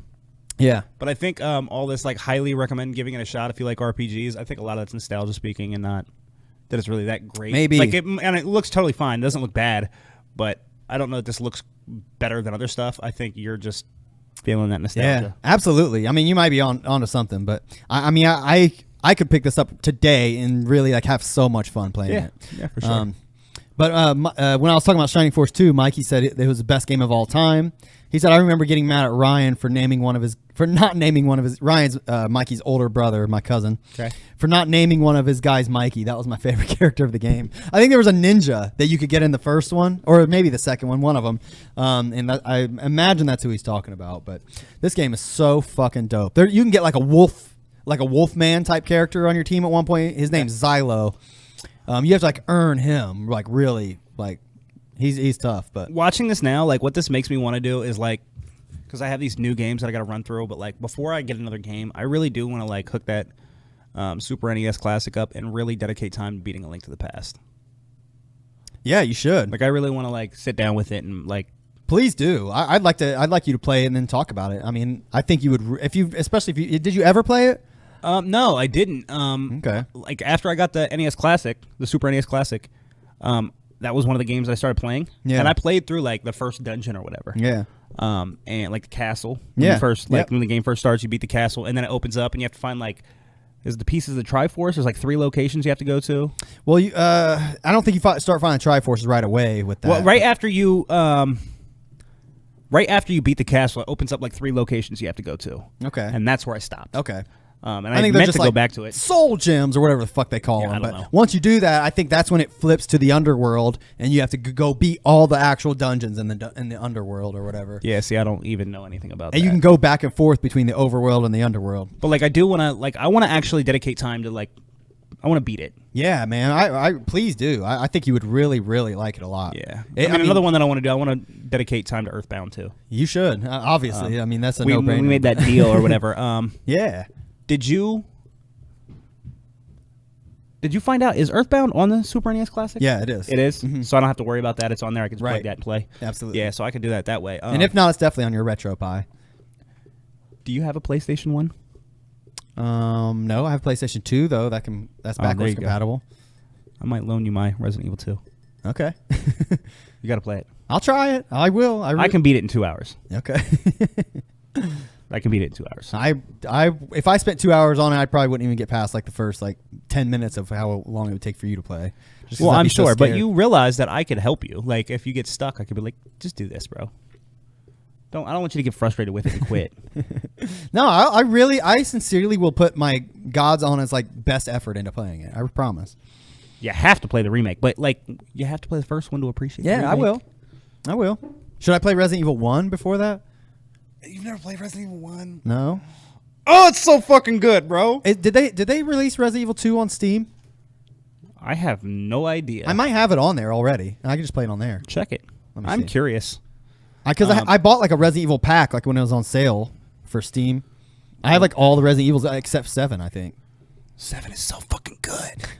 We have discussed the possibility of me, now that you have your PlayStation here, I wouldn't even need to bring mine. Yeah. We could just stream it from yours, bro. Absolutely. I'm going to do a whole episode where I just speed run Resident Evil 7 while we do the episode. Yeah, that'd be awesome. I'm pretty sure I can do it. It might be a long episode. That's okay. But it wouldn't be much longer than a typical episode. It wouldn't be outrageous. It might take me 2.5 hours instead of 2 hours. You know what I'm saying? Yeah. But I could speed run it. Look, I have Resident Evil 0, then it just goes straight to 4, 5, and 6. So I don't have 2 or 3. The reason is because the original Resident Evil 2, and Resident Evil 3 are PlayStation 1 games, and none of those are probably on Steam. Okay. And Code Veronica is a PlayStation 2 game, so that didn't make it to Steam. Yeah, that's 4 true. was a PlayStation 2 game, but they re-released it, so that's why you have the newer version. The Resident Evil, the original Resident Evil you have, and the Resident Evil 0, they're remasters. They were both remasters, so that's why you have the newer versions. I gotcha. The Resident Evil HD is a remaster, but it was also a remake that was remastered. Okay. So that was on GameCube, and then they remastered it in 1080p. Honestly, I would love nothing more than for me to try out Resident Evil 2 and fall in love with it and play all of them. I would love for that to happen. I don't think it will, but I hope so. I mean, I would really like to run through all of them. I'd like to say I would run through all of them. Oh my God, the first 3 are just fucking an experience, bro. They're so fucking awesome. Yeah. But they did see, it may be different now playing it because we've advanced so far past technology. Like, it may not be as scary. Like, when I was a kid, that was like fucking horrifying. That was some thrilling shit. Yeah, for sure. Now I know the game's like the back of my hand, so like it's nothing. But like for you, it may not be as scary because it's so PlayStation 1-y that, Yeah. You know what I'm saying? We'll see. I mean, dude, like, play Resident Evil. You have the Resident Evil 1 remaster on there. Yeah. Play that. That's like a really good jump in point because that's a remake of the first one. It's probably the greatest remake video games I've ever seen. Okay. Like, it's better than the original. They basically remade the exact same game, added a bunch of stuff, and it's prettier. And so it's not even worth playing the original if you have that one, obviously. I mean, just for nostalgia's sake, maybe play the original. Like the original, I would play the original because of nostalgia. Yeah. But like for you, you're not going to have that same feeling for it, so you might as well just jump in there. Yeah, I hear you. Because it's the same game, basically. I'll try it out. Maybe it's just better. I know we keep talking like we're gonna do some streaming and shit. Maybe I'll stream some of that if I play it. They're hard. Okay. Like, for you to have not played them, to jump in, like, there's going to be a learning curve for you. Like, right. I could jump in on it right now and crush that shit. Well, I imagine it kind of does a good job of holding your hand at the very beginning, right? No, it'll fuck you up. Oh. It'll fuck you up, bro. Like, it's confused. Like, there's a lot of puzzles. Like, there's a lot of, like, and it's very, very, like, back to that Metroidvania conversation. It's very Metroidvania-y. So, like, you'll come across puzzles and not have the pieces for them, and you got to go all over the fucking mansion, and you won't know, like, at what point you're going to find the right piece. Like, you could find puzzles that you can't solve until the end of the game, like, at the beginning of the game. Like, oh, shit. It's just weird, bro. Okay. But it's so good, and, like, that'd be cool. It'd be sweet if I start streaming that and then people were watching me and then they can help me out in the chat. That'd be cool. Then I wouldn't feel so bad about playing it because I'm scared of playing it by myself and just being alone down here in the dark playing Resident Evil. No one's watching or talking to me. I'm scared of that. Like the remaster of the original Resident Evil 2, they like added this thing that wasn't in the original. They're called Crimson Heads. Okay. And basically, like in the original, you kill zombies, they're gone, right? Yeah. The remaster added this function where after you kill zombies, like you have to find fuel and a lighter, and you have to burn the bodies. Okay. Because they'll stay there, and if you don't burn them after you kill them, they come back later on in the game as Crimson Heads, and they like run super fast, and they fuck you up, and it's horrifying. And, okay. Like, that was never in the original. So that's a good pointer for somebody who's jumping in. Is like make sure you burn the fucking bodies after you. Yeah, kill like. them. Not just make sure you burn the bodies, like, because, like, the way it works, there's, like, a mechanic where, like, there's certain rooms that have, like, gas cans. Okay. And you have, like, a little fuel canister that you hold, and it can hold, 3 bodies worth of fuel. Okay. So you'll go to the gas can, and you'll load up, and you'll go burn a body, and you'll be down to 2. And you'll burn a body, you'll be down to 1. You'll burn a body, then you have to go back to the gas can to get more fuel. And the gas can only reloads you, like, 4 times or whatever. Okay. Well, like, you have to do it. Like when you kill a zombie, you have to make a point. Whatever you're doing, you got to stop. You got to go get the fuel and burn that fucking body. Because if you don't, you'll forget about it, and it will fuck you up later. Like, all right, that's good advice. It's such a great fucking awesome time, bro. I love those games. I fucking love them, bro. I'll give it a They're shot. The best man. games ever. I hope I become a Resident Evil fan after that. They're so good. They're so good. We'll see, man. But Resident Evil 2 is the best one, and I can't wait for the remake.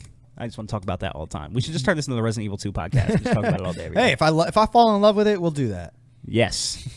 Yes. I liked our top 5, man. That was fun. That was fun. What are we doing for our next top 5?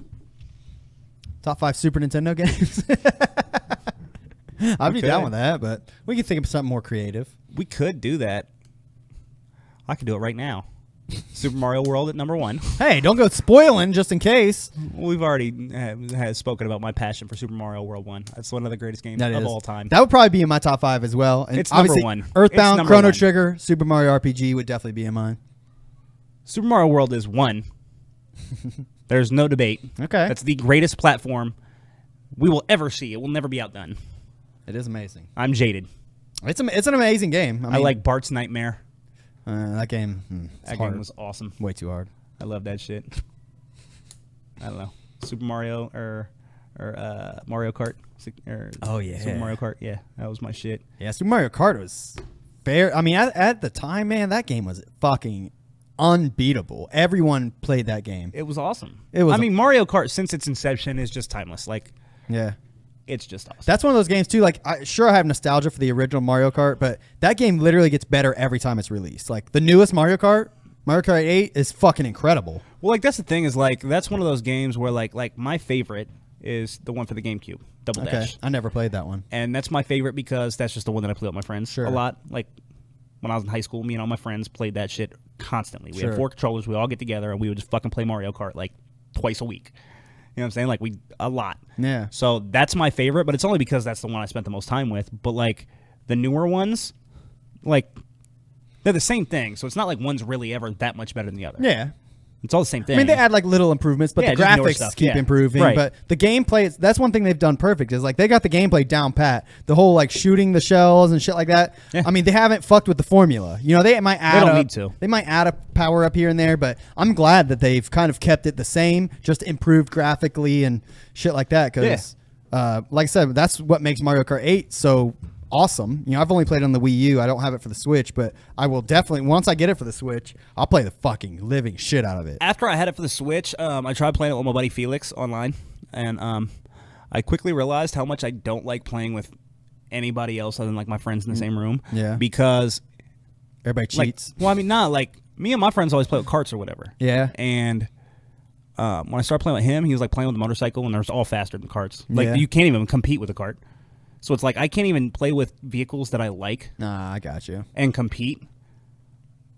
Unless, like, I just have to switch to motorcycles, and they control different. It's not as fun for me. And it's That's like, one good thing about the old versions is they didn't have that, which I actually like because it puts everybody on even playing field. You know, when you don't have the option, is what I'm saying. I just feel like if we're racing carts, we should be racing carts. If we're racing bikes, we should be racing hear you. bikes. Like, don't let me pick a cart and then you pick a bike and you act like you're sweet because you beat me. Like, Did you play Mario Kart 7 for the DS? I think I played a little bit of it with my It's son. pretty awesome. Yeah, the same thing. They're all the same. Just saying, it was another good entry. Yeah, I mean, I like Mario Kart, so. But like my yeah. friends always used to play at the same time. They used to play Super Smash Bros. Melee on the GameCube. And Oh, yeah. I don't even know why I had that because I never liked Smash Bros. I never And I got was the into one with it. the GameCube, and we played at my house, so I obviously had it. But like I never liked Smash Bros. They would come over and play, and I'd be like, I'm sitting this out. Like I don't played the even wanna play. original a little bit. Like somebody let me borrow it or something. It was cool, but just because it was the first fighting game of its time that had like cool like Nintendo characters, which that alone was like worth the price of admission. I was like, oh, this is fucking neat, but I didn't really get into it because some people took it obviously to the extreme and became like so proficient at it that. Well, I mean, this part of wasn't it is even like fun you to got the play. tryhards, and that Yeah. ruins everything. Right. That makes everything not fun. But the other thing too is like I don't really like fighting games. Yeah, same. I'm not huge into fighting games. I mean, Mortal Kombat was about the extent of my fighting game. I liked fighting Love. games in the Sega Genesis era when everything was about the same level of complexity. Yeah. So once we like moved on, I moved on, and everybody else is still like fighting games. Like I still like Street Fighter 2, but like Yeah. that's like a nostalgia thing. Like Same. I moved on from the fighting genre when games got Yeah. better, and some like fighting games are still just fighting games. Yep, I'm with you. Sorry, I'm still watching Shining Force. Oh yeah, here let me show the viewers my Shining Force. Your Shining Force. Oh, you got your. He's gonna go get his. Oh shit! He almost ate it. Look, the whole screen shaking and everything. He got the hard copy over here. I just wanted to brag about. Whoa, what the fuck is that? Like a What are football. you doing? Look at that shit. That's like the only 2 Genesis games I own like the actual copies of. I need to get a Sega Genesis. That's the console I don't have. Look, I bought And the plastic and seal. Well, this is like a little plastic. This is like a little plastic. Oh, look, it's like blending in with the background. This is just some plastic that I bought. The guy who I bought it from, he put them in those little plastic things. It's not like sealed. Ooh, both of these come with the manuals too. I didn't realize that. But anyways, I bought these from Warp Zone. Normally, these games retail for like, if you were to buy one of these right now, it probably costs like $30 to $40 for one. But Right. he had both of them. I was like, dude, will you let me get both those for $50? He's like, yeah. I was like, yeah, fuck yeah! Shout out to Warp Zone, Darren, you're the fucking man. Yeah. That dude's earned so much of my money. That's where Tara bought my Earthbound from too. There you go. And I bought a Mother 2 soundtrack album from him too. Oh, quick story about Shining Force. Do you remember Video Trader in Scarborough Mall? Did you ever visit that? Nope. I know it's not really your side of town, but No, when I was a kid, we had Video Games Express. okay. I'm not familiar with that. It was just like before GameStop, that was like our used game store Yeah. or whatever, and it was like, I'm sure it was independently owned or whatever. Yeah. But that's where I go trade my games in, get new games. And Okay. like, I remember getting like Metal Gear Solid 2 for the PlayStation 2. And like, Okay. that was like a big deal for me at the time. I remember that. Well, I remember Shining Force. I got hip to it because my cousin Ryan was playing it on SEGA Channel, and I liked it. And we all would go over to his house and play it and shit, and watch him play it. And then I went to Video Trader one time because this game was hard as fuck to find. You couldn't find it. There was no internet back then. Right. If you wanted to find it, you just had to get lucky. I went to Video Trader and they fucking had it, and I was like, "Oh my fucking god, they have Shining Force!" And like, I convinced probably my mom or dad to buy it for me, and I remember having it, and then I showed Ryan. He got like super jealous because I owned it. I felt so fucking cool. I was like, "Hell yeah, I own Shining Force, motherfucker!" But then they came out with Shining Force 2, and it was easily found, but it's still, I think, hard to find. Quick little tale. Just thinking about Video Games Express. I don't remember exactly what happened with this, but I remember when I was a kid, I did some kind of trade or something for like a Grand Theft Auto game at Video Games Express. Okay. And something happened. Something went wrong. I don't remember if like I bought a used PlayStation and it was broken, or I don't remember exactly what happened, but there was something where like the store fucked me, and I was like a little kid. Okay. And I went in there, and we explained the problem, and the dude that worked in there, he wasn't like the owner of the shop or anything. He just worked in there, and he like was trying to work out the issue for us. He was being real nice, and the store owner or manager or whatever wasn't doing me like favors or whatever. Okay. And so this dude, after I got like my Grand Theft Auto game or whatever, I remember this dude pulled his wallet out, pulled his money out of his wallet, and bought me the guide, and was like, "There, that's for you." Wow. And That's awesome. thinking about that now, what a great fucking guy. Because that was Yeah. like some 20-year-old dude working in the store, and he felt bad for me because I was a little kid and the store fucked me, and he went into his own pocket. And like that didn't really resonate with me at the time, like what had happened. Yeah. But I remember that happening, and like now looking back on that, like what a cool fucking guy. And that Yeah, was just that's like awesome. a really great thing for him to do. And if we're gonna mention Video Game Express, I just feel like wherever that guy is today, like he deserves for me to mention that. Like, Shout out to you yeah, for being a you true know, like, bro 20 years really ago. fucking cool fucking thing for you to do, bro. Like, you're fucking cool. Yeah, that's awesome. Yeah. Like, I was a little kid. Like, what a nice thing for that guy to do. Fuck yeah, dude. Thank you. Hey, you know what? Try to be that guy. Yeah, you should try to be that guy. We should be nice to each other. Everybody should do that at least once. Like, be that guy. Help out a little kid in need. That's why I sold my copy of Fortnite to that kid for $80 instead of right. $100. that's a good example of that, man. I only profited a little bit off of him. But shit, you saved him a bunch of money because if he was going to buy that anyways, I mean, He was happy. Yeah, that's what's up. Not really the same, but same kind of thing, I guess. But I was not as generous. I feel it. I did something similar. I know what it was. I bought when I had my 360 and I was doing modding and stuff. I bought like a clear case. I bought a clear fan. I bought like all this extra parts and stuff to light it up, make it blue, clear. My Xbox 360 was the fucking bomb. I need you to mod my Xbox 360 just to make it cool. Yeah, I mean, Probably cheap now, huh? Yeah, you could probably mod it dumb cheap now. you can probably get a case. I mean, I could easily slap a new case on it. It'd take 10 minutes. But I remember watching that Soulja Boy music video where he had his light up 360, and I was like, I want that. Well, you can buy cases with like built-in lights, but I bought like extra lights and had like a lighted, like extra pieces to make it all nice and fucking dope. But anyways, I ended up like one of the lights went out, so I ended up taking it all off or I got a new 360, I think.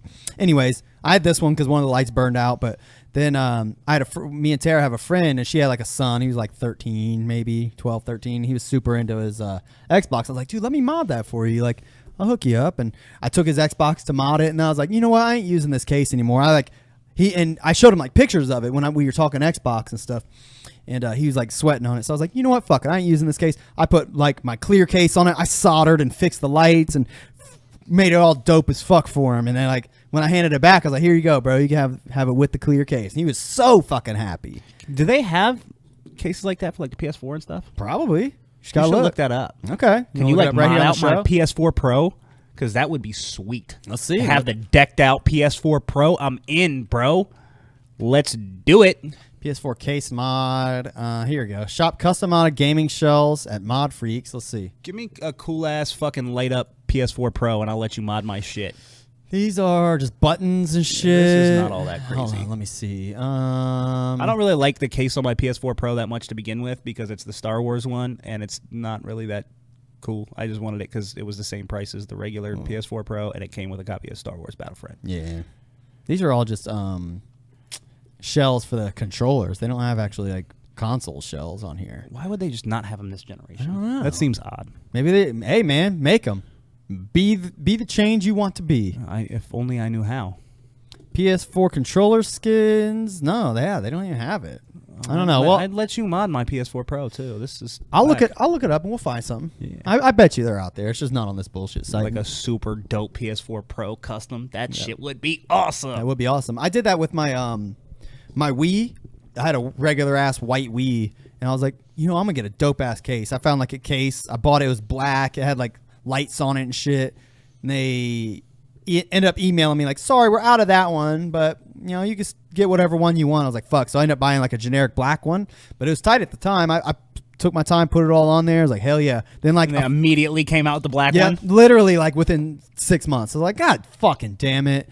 It was like, and now trash. my Wii looks just like everybody else's. Yeah, that's and I trash. spent money Mine's on white. it.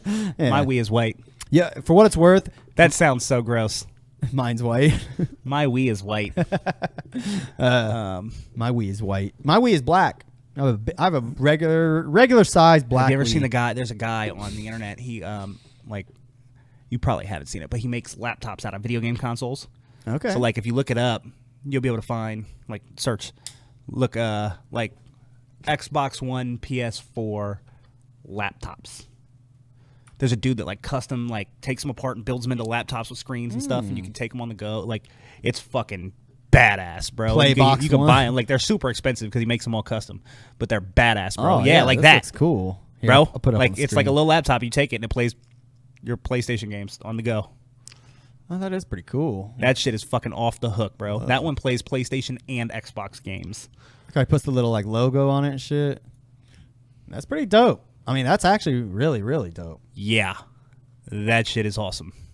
Let's see. He was also yeah, there he goes. If I was a rich guy, I'd invest in one of these and just take it with me. Yeah, that is pretty awesome. But they're not expensive. Or I mean, they're not cheap. I can imagine. I mean, Like $1,500. whoa, that is fucking nuts. Well, he has to.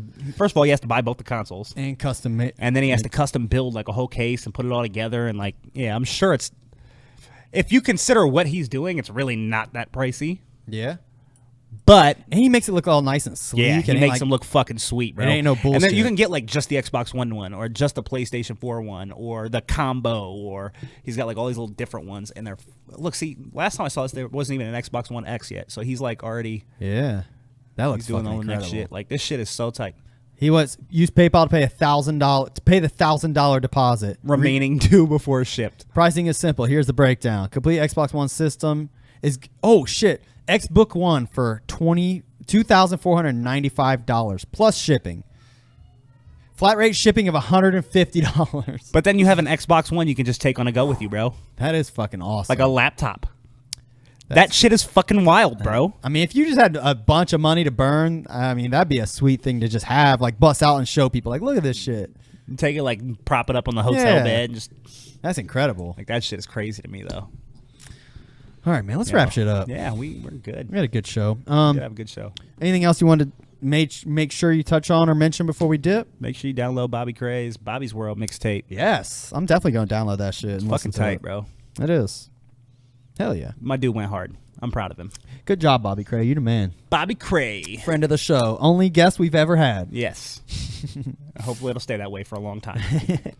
All right, well, thanks for watching, everybody. Make sure you check us out on the socials. Subscribe on YouTube. You know, Xbox. Check us out on Xbox somehow if you want, on the YouTube app. YouTube, Facebook, Instagram, Twitter, iconiclash.net, itsisbaby.com, keezy.com. Check out Bobby Crea. Go to theunknownpod.com. Watch the Unknown Podcast. They're the shit. And that's all. Shout out to Peyton Manning. Shout out to Peyton Manning. You ready? Do your damn thing. Leroy Dragon! Catch you later.